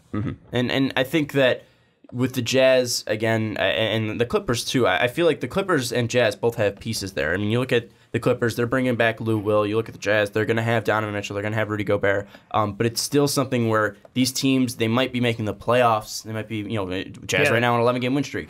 Clippers are very close. It's just something where you're still trying to recover from losing a Gordon Hayward or a Blake Griffin and Chris Paul.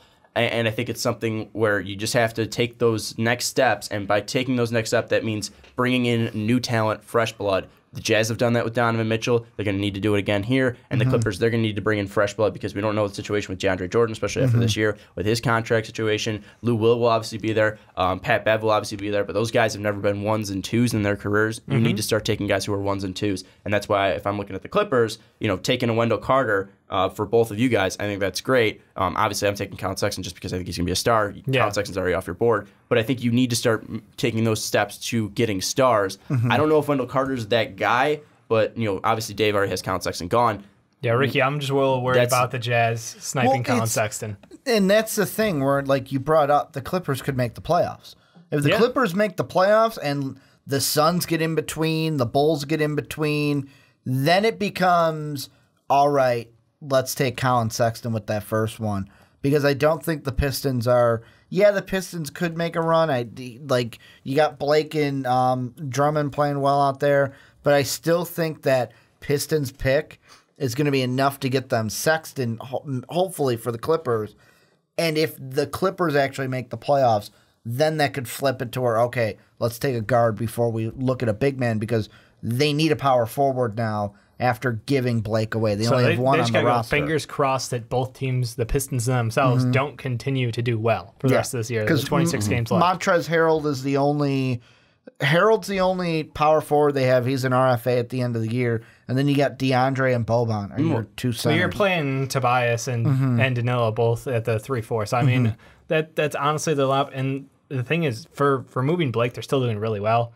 So they have to be a little bit curious, a little bit cautious about that. And, if they end up making that push or if they end up shutting somebody down towards the end of the year, I know it's not a popular move. Shut Lou Will down? But Pat Bev's already done for the season. Yeah. So you could do something where, nobody's going to be happy, but if you set yourself up for a future pick in someone like Colin Sexton, I don't think at the end of the day you look back and be like, man, they were really assholes for the last 10 games where they didn't play their starters. Yeah, and let's move on now away from the Clippers and let's go to the Jazz just because we brought them up a bit. You both have him going Robert Williams, the forward center out of Texas A&M, going to the Jazz. How do you think he fits with Rudy Gobert? Because, obviously Derek Favors is in a first-year lockdown thing for the Jazz from here on out. And Robert Williams is a guy that I don't see a lot of offensive potential with, and they already have a guy in Rudy Gobert that's already bogging down that offense. I mean, Rudy Gobert is an offensive machine out there. He's known for his defense. Right. Robert Williams is going to be a guy that fits a similar role. Do you feel like that's going to be a problem if you pair Williams and Gobert together down low? I don't see it as a huge problem because the thing that I look at is even if you pair it to where Rudy's playing here, and then when Rudy comes off, okay, Robert Williams is out there. I look at what Robert Williams brings to a team. Always hustles for rebounds, has the wingspan. And to me, the thing I like is, like I just said, the hustles for rebound, having that motor to kind of, you know what, that ball's going to go out of bounds. I'm not waiting for the lucky bounce. I'm going to go and chase it down so that we can get the ball, I can get it to my point guard, and then we can push the ball down the court. Mm-hmm. Yeah, for me, what I see is the ability to not need to pay Derek Favors big money. Like, I don't think he's going to get huge money. I think even if they give him like a 2-year, like anything, not a 4-year contract, like you have your transitional guy now, and that's what I'm thinking is you have a guy when Gobert's not on the floor, you still have a defensive presence down low. When Favors is off the floor, you have an even better defensive presence. Like, I just think that's the next step going forward because I think Derek Favors isn't going to be the long-term answer that matches up with the time frame they're thinking, building this team around Donovan Mitchell and Rudy Gobert. Yeah, I think just looking at the Jazz, I think they're going to need to give some help to Donovan Mitchell on the outside. And right now, I think that they need someone who can score for them, and Robert Williams is not a guy that I think can do that. I look at him, if for 14, he's going to be able to fill some of the defensive stuff that DeAndre Jordan's going to bring away from that team. I feel like he's going to be a nice pick, and you're not going to have to rely on him offensively because you have Tobias Harris, Danilo Gallinari, Colin Sexton. You're going to have players that can score offensively. And then with the Jazz, you bring in a guy like Troy Brown because, yes, you have Jumpin' Joe Ingles out there, Dave's favorite player. You have Donovan Mitchell. Those guys can score, but in the NBA, you need wings. You need guys who can be versatile. You need guys who can play defense on the outside. And you can never get enough of those guys. And that's why I think Troy Brown would be the guy where at that power forward position, I don't see a guy that can really be a scorer for them from here on out. So I would rather go with a wing position and possibly address that power forward situation in free agency or through a trade. Well, so that's something where I don't really see a fit power forward-wise for the Jazz. Well, I mean, that's a big thing where it's like you look at, Dave, I'm looking at your mock draft, you still got Troy Brown there. With me, I don't. I had him go to the Hornets. So it's like, with me, if I'm going that route, which is not wrong, you could go that route. The next two is Zana Musa, where it's like, okay, I don't know if I'm in love with that for the Jazz, or a guy where it says guard, but I believe he can play the 3 as well with Hamidou Diallo, which I'm not high on that either because of the development project. Exactly. He's athletic enough. It's just what basketball skills can he bring is the question. For me, I looked at this. The kid can be like a track star and can do everything like in a gym, but I don't think he can play basketball. That's the problem with Diallo. We've seen people fall in love with the build before and people figure out basketball later on. There's a reason why he's in my 11 through 20. Yeah. I'm just saying, like, me, I am worried about Hamidou Diallo because he can't play basketball. For me, the thing with this position was they're locked down in contracts in their wings right now. They've got Thabo, they've got Jay Crowder, they've got Joe Ingles. Joe's there through 2020. Jay's there through 2019, and Thabo's there for 2018. Like, you have guys who are all veteran players, who all have playoff experience, and who all are decent shooters and defenders. So I'm going, we're vet heavy at the wing. I feel good about that. But so you know what? Why not inject some youth in there? Well, you picked up Royce O'Neal last year. I don't expect him to be the future, but I don't think that. I think that you want to have the veteran position on the wing, and I'm very comfortable with what they have. I look at that power forward position, and I don't love Derek Favors. I don't love anything they have on this roster. I think that that's something they can address in free agency potentially this year. But at the same time, if you can go out and get someone who can go between the 4 and the 5 and consistently give you a defensive presence on that floor, regardless of Rudy Gobert, because if Rudy's out for some games, again, you have that guy who can step in.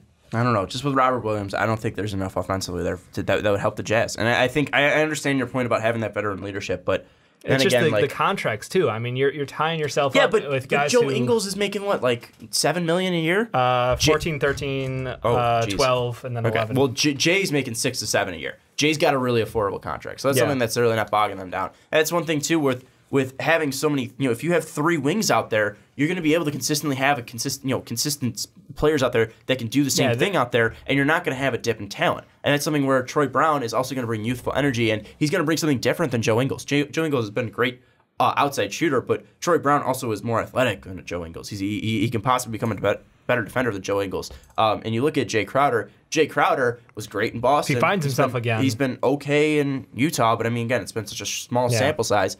It's something where those two guys don't bring the same exact stuff that Troy Brown does. They play the same position, but they don't bring the same stuff that Troy Brown does. And that's the reason why I think the Jazz would go with Troy Brown, because there's not that power forward out there in my mind that fits well with that Jazz team. I think you need someone, because Derek Favors, I know you don't love him, but I think you need a pair, an offensive player with Gobert.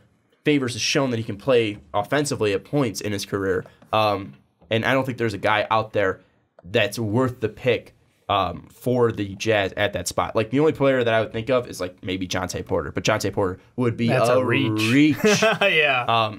So that's the one thing, is I wouldn't go with. I respect Ron that. Williams. Totally respect it. But the last team we're going to talk about is the Portland Trailblazers at 18. I haven't taken Shake Milton. You haven't taken Ricky, Lonnie Walker, and Dave hasn't taken Zana Musa. Dave picked this one. Dave, is it just because you want to talk about Zana?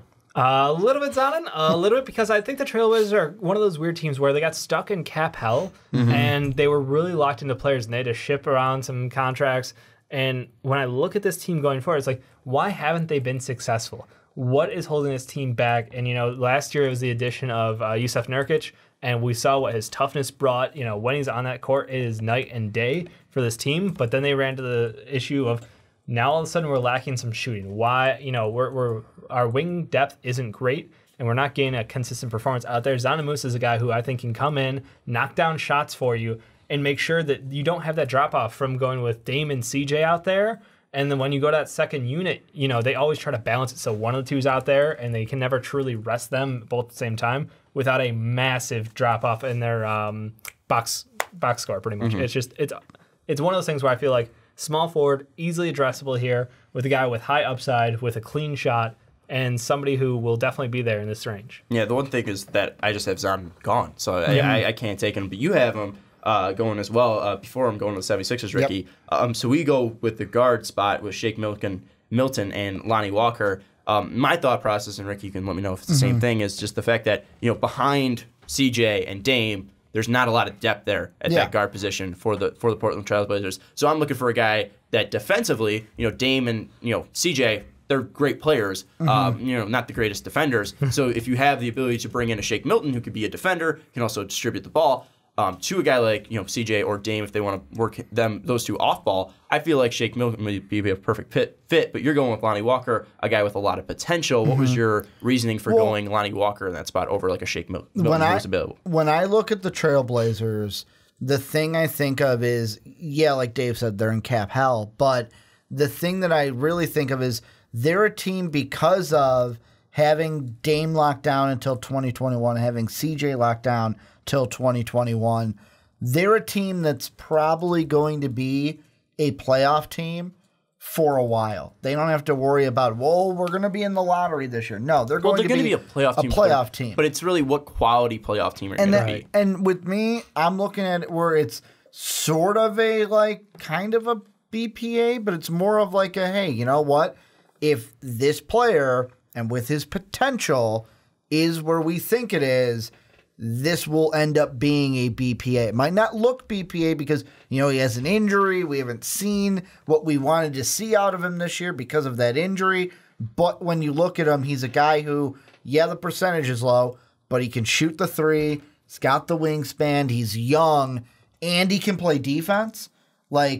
Developing that to be, even if it's the two behind CJ, then they can develop to where it's like, maybe we can have Dame and CJ off the court at the same time for a brief period and have someone not locked down, but someone hold their own on the court so that we don't lose a ton of points having our stars on the bench. No, one thing too, Lonnie, that he's not a finished basketball player by any route. People like him as a sleeper. He hasn't really shown a lot on the court in Miami. He's been injured as well. Started off the year with an injury. So we really don't know what we're getting out of a Lonnie Walker. The one thing with him is that if he has a really good combine and a really good end of the season, he could be a guy that possibly just won't be there for. That's the issue with me. I have him going already. That's why I end up going with a wing there. And again, you're right. Its potential's all there, but this is a team that needs help sooner rather than later, like Ricky said, because they're competing in the playoffs year in and year out. So that's why I feel like if you add some additional scoring out there and they continue and they decide to pay up for Nurkic's extension going forward, I think this team is going to be a contender. It's just the West is so damn deep. They need to pull out some more tools. We have 5 minutes left, just real quick. We have some players that are new to this even whole draft. I mean, we got Hutchinson from Boise State. We got Gilgeous-Alexander. We got who else is on there? Bates Diop, Kyrie Thomas. There's some new guys out there. Which guys are you excited about, Ricky? Well, my new guy going to the Bulls, the Shai Gilgeous-Alexander, to where what do you like this is the one where like the Bulls. You remember when I said I almost had him go Colin Sexton with that 8th? Well, this is why I didn't, because hey, we can take a Mikal Bridges, get that guy who can be our point guard, but he doesn't have to be right away because we do have Chris Dunn there. We do have, not saying campaign, but we do have Jerian Grant, who has been doing well for us. Yeah, Gilgeous-Alexander can develop on your bench. I like that pick for the Bulls. But the one thing with me looking at the Bulls, I think go with Hamidou Diallo. You just hate the Bulls. I hate the Bulls. That's what this draft said. He passed up both Bridges and gave us Diallo, who he doesn't think can play basketball. Hamidou Diallo's got a lot of potential, guys. Like Dave said, he can do everything in the gym. He's a gym rat. So I went for a backup point guard because Sosumi. I mean, I think Shake Milton becomes a. We're not talking about the Bulls. I said, give me a player who's never been on the board. Deal with it. Shake Milton was on the board in 1.0. I'll go with Keita Bates Diop. It's a player who's been in the NCAA for a while. He is not a first-year player, and I respect that out of him. Yeah, rising up. Ohio State's grown his game doing well this year. He is leading Ohio State through their conference, and I think he is a good scorer. He is a good all-around player. He is not one guy who's just like. I think the problem is there's no wow factor. He has evolved his game over time, and yes, this year has been a jump from 9 to 19 points per game. But at the same time, it's more so about his usage than about what he brought to the game. So I think that consistent player, good shooter, and all around, I think it's really impressive what he's done in his college career. I don't know if we have Ohio State fans out there, and this is just me being an ass. So he's just Jared Sullinger. Oh, fuck you. No, because he can shoot for... Fuck it. Jared Sullinger in China shooting threes. Anyways, the final player I want to mention is Boise State, Chandler Hutchinson. Not Hutchinson. I have that. Hutchison. Chandler Hutchison. He's a guy that is driving to the paint a lot. He's a guy that can get to the line as well, and he's shown at points, not really consistently, but that he could shoot three-pointer.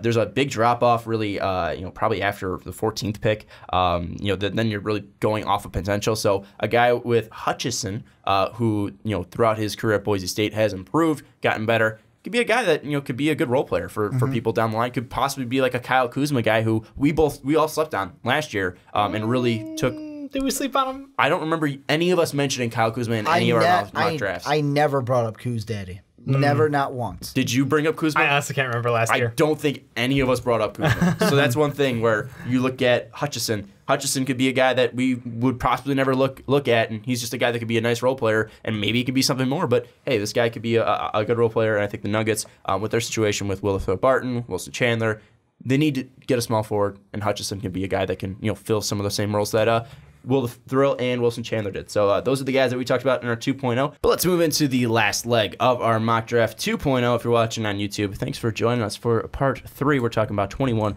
through 30. If you're still listening on Blog Talk Radio, you have digested, I think, over an hour, and it's probably going to be close to 2 hours. It's going to be long. It's going to be close to 2 hours on Blog Talk Radio, so you guys are a trooper out there. And Ricky, thank you for editing as well, because this is going to be up on YouTube. Thanks to you, so shout out to you. But Ricky, let's go to you, and give us your 21 through 30. Well, starting off at number 21, the Milwaukee Bucks going with Daniel Gafford, the center from Arkansas. Then 22, the Pacers going with Kyrie Thomas, the guard from Creighton. 23, the Wizards going with Mitchell Robinson, the high school center. The Hawks via the T-Wolves going with Anthony Simmons, another high school player, this time a guard. The Spurs going with Shake Milton, the guard out of SMU. Please never the again. The Lakers via the Cavs going with Landry Shamet, the guard from Wichita State.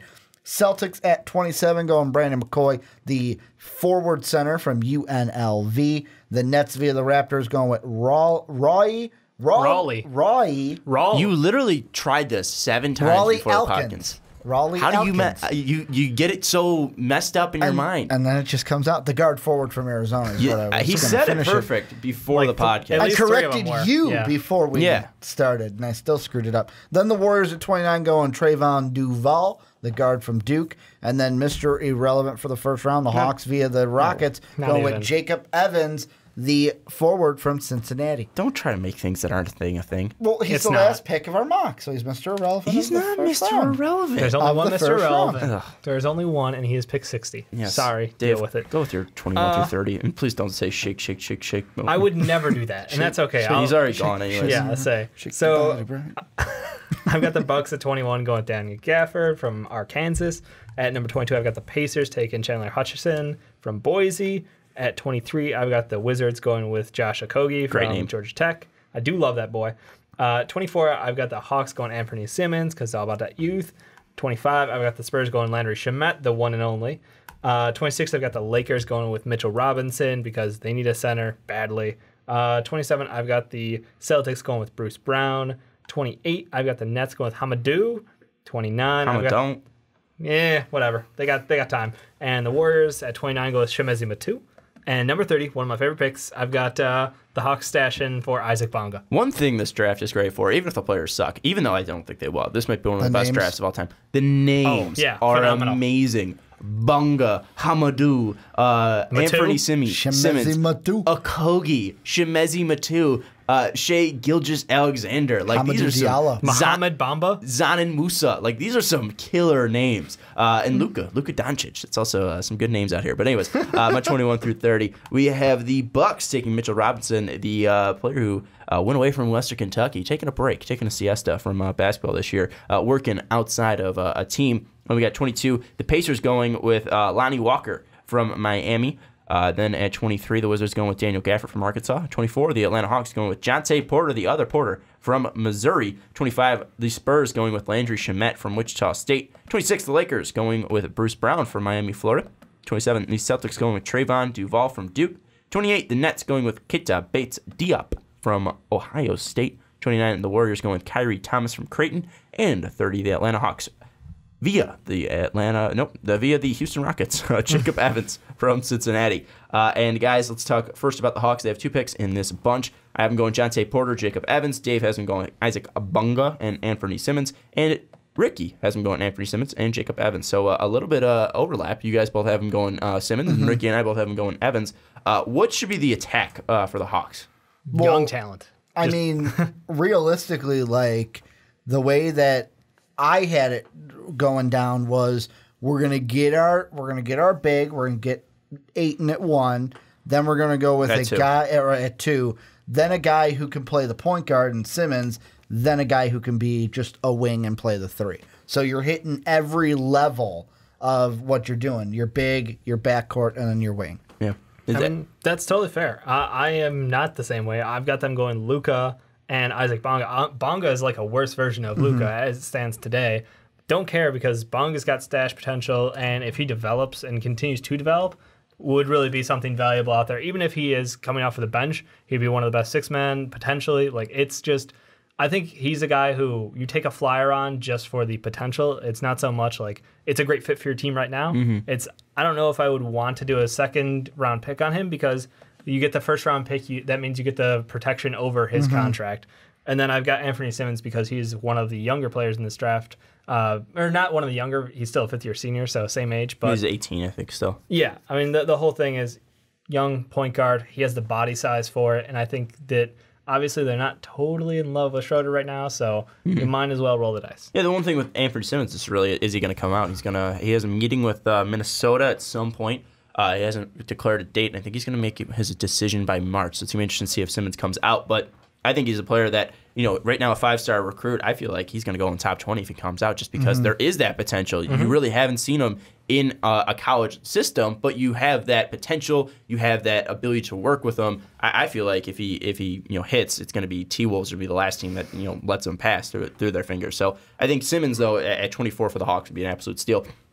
I have him going with Jonte Porter and Jacob Evans. I'm going along the same lines with you with Evans, even though they have Prince and they have Bembry. Bembry really hasn't been working out for him, and Prince has been really nice. But I think that one thing that Prince doesn't do great, shoot from the outside. He's been a really well all-around player, but Jacob Evans can be a strict 3-and-D player. And again, you can never have too many wings in this game. And then also, if you're adding a Luka, it's something where you're going to need shooting. So I think that's something where give guys that Luka can pass out to and dish around. If you also have Schroeder on that team, I think that pairing him with shooters is going to be something that it would really be beneficial to Doncic, Schroeder, and then Evans could be a guy on the outside. And then I have him going Jontay Porter because this kid is a sleeper. I know that Michael Porter is the best thing since sliced bread, #1 coming out of high school, going to Mizzou because his dad. But Jontay redefined his age and was able to get into Mizzou and now trying to play with his brother. Unfortunately, his brother gets injured. But Jontay's been doing great for Missouri right now. And, when I have been watching Missouri basketball, it's been for Jontay Porter. And he's shown the ability to hit from the outside. He's shown the ability to be a fluid guy,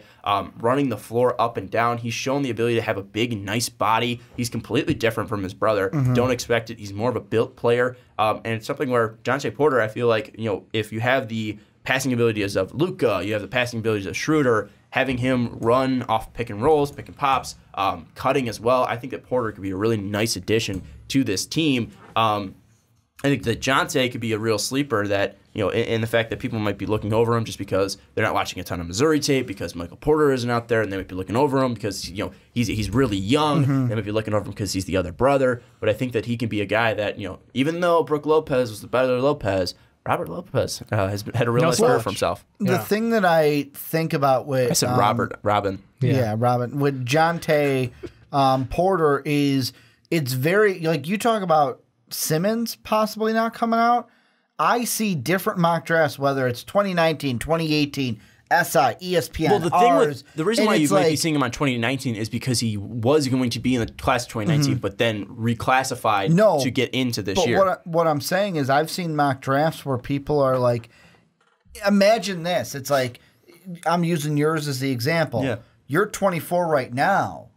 Think about it. It's like, if I stay one more year, up that draft stock, get myself into the top 20, get myself into the lottery, like, that's something that you could also think about with Jontay because you're so low in that first round. I get we always have the discussion of take the money, but I've seen mock drafts where it's like, you know what?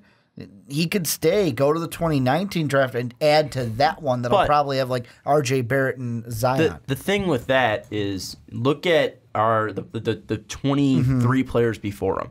I want to say the only upperclassmen or even guys who have 2 years on them are Hutchison from Boise State, Shake Milton, and then also Troy Brown. I think those are the only 3 guys who have more than a year experience in those picks. So I understand that, hey, you might get a better slot next year, but with Jontay, I mean, if you're showing enough to get drafted, get drafted. If your brother's not going to be there next year, go out. If you want to play with your brother and Michael's going to stay, then stay there and play with your brother. But if you have the opportunity to leave and you already had a year in college, leave. Go to an NBA pro, get better, and possibly, you might not get that, you might get that, better draft slot early, but you might go to an Atlanta Hawks team where you'll see more playing time, and they might see enough of you where you'll get a bigger contract in that second year. I mean, again, it's a roll of the dice on what's going to happen in your career, but I feel like, Jontay, this might be as high as he gets because, just the way that things happen. He might come out next year, and you might not see any growth from him. He just might not be in the same position as he is right now. And the thing that's great about the process now is he can be like, oh, I'm going to come out. It's all the way up to the lottery. Lottery set. Oh, no, I'm going back to Missouri. I don't want to go to the Hawks. Like, if you had him slotted to the Spurs, the Celtics, the Warriors, or, I mean, maybe even like the Wizards, then I would be like, come out because you're on a team. You're on a team where I don't have to worry about anything. I can just sit here, develop, and make my NBA money. The Hawks... It kind of concerns... You get more playing time if you're on the Hawks, though. Yes, but the direction of the Hawks is what I question right now. There's a reason why they're the second overall pick and why is it? Because they're not a good NBA team. Well, that's just because they lost Al Horford, they lost Kyle Korver, they lost Jeff Teague, I get that DeMar they lost Carroll a lot. DeMar Carroll, who's the other guy? Millsap. Yeah, they literally moved all of their talent into rebuilding. Because they're a small talent. They're a small talent. They didn't have the money to take those guys on. There's a reason why it's like we're talking about, they might get rid of Schroeder. They're not happy with that. How many years have the Hawks been a top pick? I just would not. I'm not saying they haven't been. But I'm saying compared to the other teams, like the Kings, like the Suns, like you talk about teams who are consistently at the top. The Hawks aren't there often, which makes you think that they know what they're 65 doing. and 22? Yeah. You got to have faith in that front office, and that's where I'm at. I think the funny thing in my mind is, like, I want to be an asshole here and be like, Jonte benefited from his brother being out. No, he 100% did. Exactly. Like, he wouldn't be getting the same amount of playing time. Doesn't get the same amount of playing time. Doesn't get the same amount of looks. I think this is his time to strike. This is when he comes out in this draft. What if his brother comes back and it hurts him? I don't think it's going to hurt him enough to what we've seen out of him already. That Mizzou team catapults to a brand new level where it's like, wow. But that's and what then we everyone's expect. eyes is on Michael Porter. But people already got their eyes on Jonte. Those are eyes that wouldn't have been there if Michael Porter was already catapulting him. Because now Jonte is putting up the numbers that he is without his brother. Yeah. And he still looked like a player that's worth a first-round pick. And it's something where we know that Michael Porter Jr. can be a player that takes a team to the next level. There's a reason why Jonte is in the last 30 of these picks. He's still in the 30, but there's a reason why his brother was in the top 10. And Jonte's in the bottom 10. Yeah. I mean, there's talent there in Jonte. With Michael, there can be that superstar level. So I think that people have already seen enough out of Jonte without his brother that he's not going to be, that he has the ability to get in the first round. Even if Michael comes back and his role lessens, I think he's still earned the amount of touches that he's getting today. And it will be more of working Michael Porter Jr. into this offense and around him. And also, I mean, one thing, we don't know this, but I think Michael Porter and Jonte have a pretty decent repertoire. You'd like to think they know each other a little. They went to high school together at Nathan Hale. They know each other. I think they probably lived together at some point. So, if Michael Porter has the ball, in the dark. Maybe they're going to be pairing, run some pick and rolls with him and his brother. Maybe. Could be pretty decent. So, I mean, we don't know what Jonte will do. Maybe even shows off when his brother comes off because those two are able to bounce back and forth. So it's going to be something with Jonte. I've seen enough of him where I think he's a first-round pick. And I think that, bringing him in could be something that I don't think is going to change the Atlanta Hawks, but hey, Jonte Porter could be a really nice piece going along and possibly even a starter for you. So I think that's why Jonte goes at 24. And plus, he's so young. He's still 18. He's younger than his brother. Yep. So it's something where he could still develop. And then let's go to the Lakers now at 26. This is via the Cavs. I have him going Bruce Brown. Ricky has him going Landry Shamet. And Dave has him going Mitchell Robinson. Ricky, why'd you go guard? Well, I went guard because there's really two ways that I could see the Lakers going with this. Thank God they were able to get that trade. Laker fans are like, great, we got a pick in the first round. Kind of like, it reminds me of what the Nets did on draft day, 2 years ago? When it's like, great, the Nets don't have a pick. And it's like, oh, wait, we do. We then take Karis LeVert.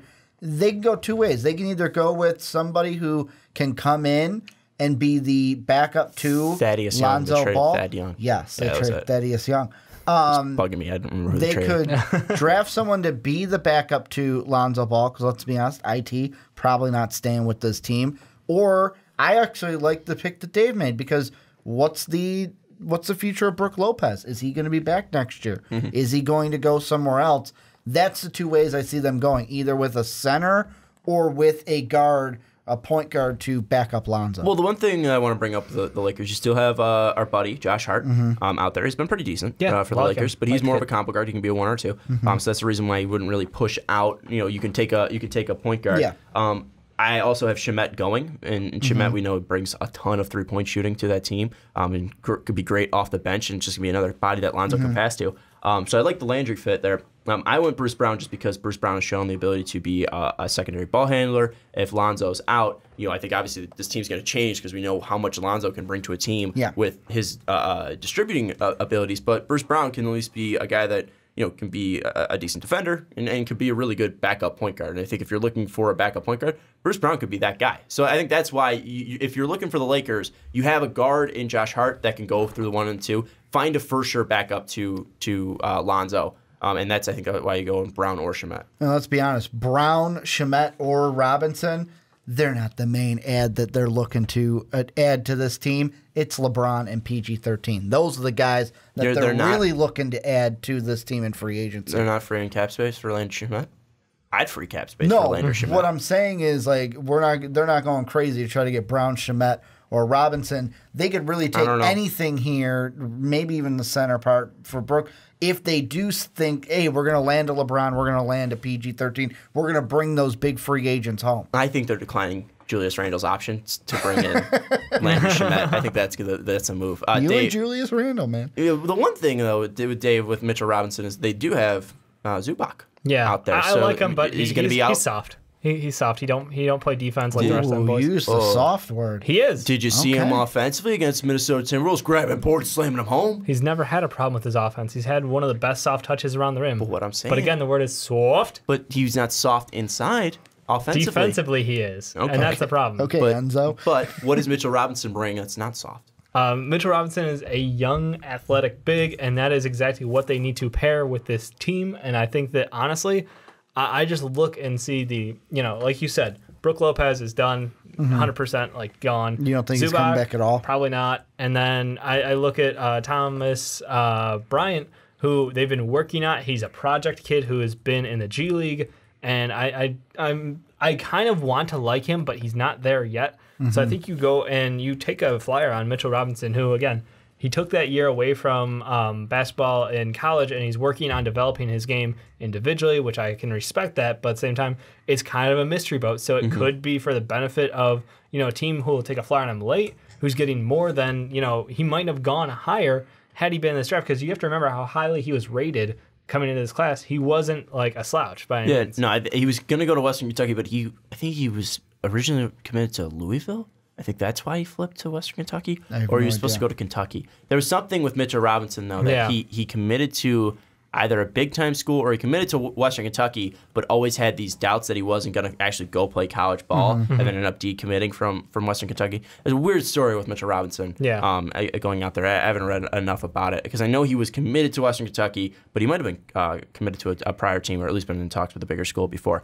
But with Mitchell Robinson, again, he might be a guy that shoots up as well, because I have him going to the Bucks at 21. Ricky has him going to the Wizards at 23. This is a guy that, again, we haven't seen enough out of him because he hasn't been in the college game, but come the combine, he could really impress teams and shoot up draft boards. So that's a Mitchell Robinson guy. Same with Anthony, that can really just totally change their whole direction. As soon as you see them in the combine, I mean, that's really going to be the truth to everybody, So it's going to be interesting to see what happens with Mitchell Robinson. Final two we're talking about is the Nets. Dave, you want to talk about them? They got Hamidou Diallo, the most raw player in this draft, going to the Nets. Why are the Nets taking Hamidou? Purely because he's a project, and I honestly want to leave him out of the first round, but I ended up being like, all right, I'll horseshoe him in here, because the Nets, I mean, they've been so damn injured, and this year it's really hurting them an incredible amount because they don't own their own pick, and this is a team where they've got some young guys who need to develop, and they're just not going to get playing time because of all the injuries. So I look at Hamidou as a player who can develop into like a 2-3 tweener. He's got the body to play basketball. The question is, can you build up his raw skill set? And if there's any front office or coaching staff that I believe in building players and improving their baseline skills, it is this Nets team. I've watched what they've done with players people throw away, like a Spencer Dinwiddie, and watching him how this year, earlier in the year there was always put him in the All-Star game. Look at his stat line. Look what he's doing with this team. And what they can do with these players who are the leftovers, the side pieces to other teams. And, I think they're developing something special in Karis LeVert. But at the same time, I think you add a project piece because you can afford to. Because if you're picking this late in the draft, you're probably not going to get a guy who's going to start for your team right away. So you might as well go for someone with the upside that Hamidou has. Well, Karis was also a project pick because he had his injury problem. Right. DeMarre Carroll. Resurgence for him. Yeah, go ahead and give me a 1 and a 2 for DeMarre Carroll to accept him. Yeah, and it worked. I mean, that's insane. It worked, and DeMarre Carroll's been a decent basketball player for them. Yeah. So, I can't think of any other projects that they've worked on. Jeremy Lin coming back, obviously he got hurt early, and that was just tragic. But I think that this is a team that they've got so much young talent, and with Jarrett Allen coming along. Jarrett Allen's been great, too. I mean, that boy can play. Just outright play, and you got to love the Fro. So I don't remember I put him in my mock draft, but I think I remember at some point calling him a sleeper, so I will never let you guys live that down. I just think it's the team to develop talent, Ricky with Raleigh Elkins, what do you think about him? I've liked what I've seen from Elkins at Arizona, and really the Nets to me could really go anywhere. They could go with the development project with Hamidou. They can go with BPA, which for me would be Raleigh, and then or they can go, hey, you know what? We have a position of need. They have both of their power forwards are going to be up at the end of the year, although they're not expensive ones. So they could just say, here's money, come on back. It's no big deal. And they could go with a power forward. They could go literally anywhere with this pick. and it would be okay. Just as long as they take the guy that they like and they think is going to develop into something. Well, one thing too with your pick too, you have Trayvon Duvall after Elkins as well. That could be a project as well because this kid has the body to play basketball. He has some skills, way more cleaner than Hamadou. But he just can't shoot. You need to fix his shot. Like, it's bad. And you look at DeMar Carroll, they fixed his shot. So, I mean, that's another option as well for Trayvon Duvall. What better team to fix your shot than the Warriors, though? Am I wrong? That's true. Am I wrong? But would they want to take a guy that's a project? I don't know. I hear the players are doing a lot more coaching in Golden State these days. I don't get why that's a problem. Or it's not. They're playing the Suns. Nobody cares. I like it. I like it. I just like throwing fun at it. Cool. I have him going Keita Bates Diop. Dave mentioned it. He's really improved at Ohio State. Really been the reason why the team's finally winning ball games. So I think Diop could be a nice guy, at least in the forward position. That obviously you have Allen at center. You can pair him at least either coming off the bench or as your four for the future. In Diop, especially getting rid of Trev Book, you need to be able to pop a guy in there. And Diop, who is not a guy that is young per se, he is a guy though with experience and is a player that can step in and help your team right away. Any final players that you guys want to mention, 21 through 30? No, not really. Dave. I feel good that we covered everything. I'm a little disappointed that Ricky missed the opportunity to drop Landry Shamet to the Spurs and just match it all the way across. No, they're going to take Shake. Shame on Taking you. Shake. Shame. Anyways, my favorite player is still Landry Shamet. I love that boy. Out of this draft, and there's something with this whole draft that it's going to be special. There's even guys that we didn't mention, Grayson Allen, not even in here. Yeah, you usually put him right there to the Warriors. His teammate, Gary Trent Jr., not even on here as well. He was a guy that was in our mock draft 1.0. And it's funny to think about. During our mock draft 1.0, everyone was like, how do you not have all 5 Duke players in this first round? Because they were amazing at the beginning of the year. And the one thing with Gary Trent is he can work his way back in there. I think that he's going to stay for a second year at school, and I think it's something where he's being outshined. At some points, he's looked really good. He's looked good as a spot-up shooter, but also he's getting wide open looks from Grayson Allen and all the great players around him, Marvin Bagley and Wendell Carter Jr. I mean, there's a lot of space on that floor for Duval to work. For Trent to work. And I think Duval has shown a little bit more potential as a basketball player. Just need to work on his shot. And that's the reason why you got Duval in over Trent. But Trent could be even a guy that people look at just because he could be a shooter for your team. So there's a lot of players that didn't make it. Trent made it last time. Brandon McCoy was big for me at 19. I really fallen off on him. Really haven't seen the progression I've wanted in him. Andrew Jones, obviously with had medical issues with his cancer. It's terrible to hear. Yeah. Nickeil Alexander-Walker, the cousin of Shea. So we just swapped cousins there. The guard out of Virginia Tech, and also D'Anthony Melton with his FBI investigation. Justin Jackson with his injury out of Maryland. Lonzo Trier, you took in a different Wildcat, Ricky. I did. So, I'll be honest. I almost put Justin Jackson here right at the end, but then I was like, I mean, my 30 is a wild card anyway. It could have been any of these guys. Just wait for the full 2-rounder. But that's going to wrap it up for Mock Draft 2.0. This has been pretty much 2 hours of NBA Could you talk. imagine the 2-rounder will probably be a 3-hour podcast? This was supposed to be our All-Star break, and we did the longest podcast of the year. Well, you know what? While everyone's taking the time off, enjoying themselves in L.A., MVP going to work. The fast break going to work. And we're going to work in the Shy. All right? Bring the All-Star game to Shy. We'll do interviews. We'll play in the celebrity game. It hasn't been in the Shy since it was in the Chicago Stadium, right? I have no idea. That was like 80, the 1988 dunk contest where he beat Will. Or was it 86? No, I thought it was 88. I don't remember. That's 89. The one where he won 80. Yeah, he won 88 and 89, right? Mm-hmm. Yeah, it was the free throw line dunk, but I don't remember which year it was. I think it was 88. Anyways, just bring the All-Star game to Chicago. 2020.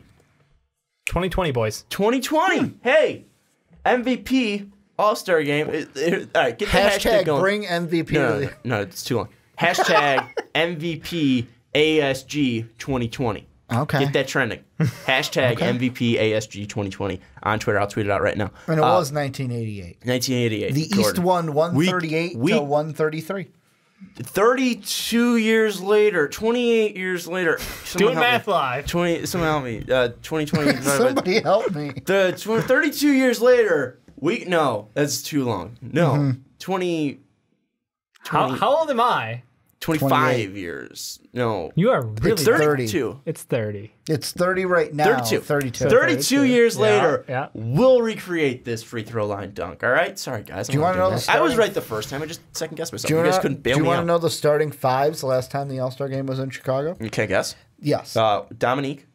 Yes. You're going East first? Yeah, I'll go East okay. first. Dominique. Larry. Yes. Jordan. Yes. Oh, shit. Spud. Nope. No. East? Think Think of of rivals. Isaiah Thomas. Isaiah Yep. Thomas. And This last one, I don't think you're going to get. Wait, there's 4 more? There's 1 more. Wait. there's one more. There's one more starter. Think about what I'm doing, Sean. I don't know what you're doing. You're I'm holding the ball out of bounds. I think it was wrong person. talking about out of bounds. This one played for the Washington State Bullets. The Washington Bullets. Great name. Manu Ball. Nope. Do you want me to just tell you? No, I want to guess. We're going to make this the longest podcast ever. Moses Malone. Oh, Moses Malone. Do you know the West? Magic. Yes. Kareem. No. Oh. Kareem was on the bench. Oh. He was a reserve. Magic. Think about the greatest center Clyde? from the West. Nope, he was on the bench. Oh, from the West. Greatest center from the West. It's big. Fucking Kareem Of the Abdul-Jabbar. 90s? Of the 90s, after Kareem retired. Oh, fuck. Patrick Ewing? No. Would be like, No. He won Carmelo. 2 championships. Yes, Oh, you're correct Hakeem. in Carl Malone. Hakeem, He said Carl Malone too. Carl. Karl Malone. Stockton then? No. No, No. these two you're not going to get. Alex English. And Oh, I Fat- would have gotten He Alex would have English actually- Nugget. and Put a Fat- little English on it. And Fat Lever. At Lever. Fat Lever from the Denver Nuggets. It's not lever, it's Yeah, liver. Lever. Jesus Anyways, Christ. let us know your I'm thoughts. saying Spencer's going to lever. kill us. Oh, we're almost done. Camera's probably going to go off. If you're listening on YouTube, thank you so much for joining us. Either the James full Worthy was podcast on or the that segments team. if you're listening on Block Talk Radio. Huge shout out to you. Thanks for joining us, idiots, for the past 2 hours. We appreciate your help. Also, we'll have our next mock draft soon. I think it's when the NCAA tournament starts. That's going to be in March. That's It's when we'll do our sometime in 3.0. Ricky and Brandon did Trae Young versus Count Sexton. Check that out on the PTP if you want to. And Big also board will be the 5th of March. check out the 5th of March for the Big Board 2.0. And also, check out patreon.com/mostofitpodcast if you want to help support the show or all of MVP. We would appreciate all of your help. Check out mostofitpodcast.com. And then also, don't forget to rate us 5 stars on iTunes. We appreciate all your love. Also, Roast Ricky. Go to the video. Roast Make Ricky. them count. They've been kind of weak so far. Make them count. We know he's fat. Come on, look at him. Yeah, I know, right? That's what I said. It's actually the 11th of March is our next mock draft. There we go. 11th of March. But anyways, for Dave Oster, for Ricky Widmer, I'm Sean Anderson. We'll see you next time.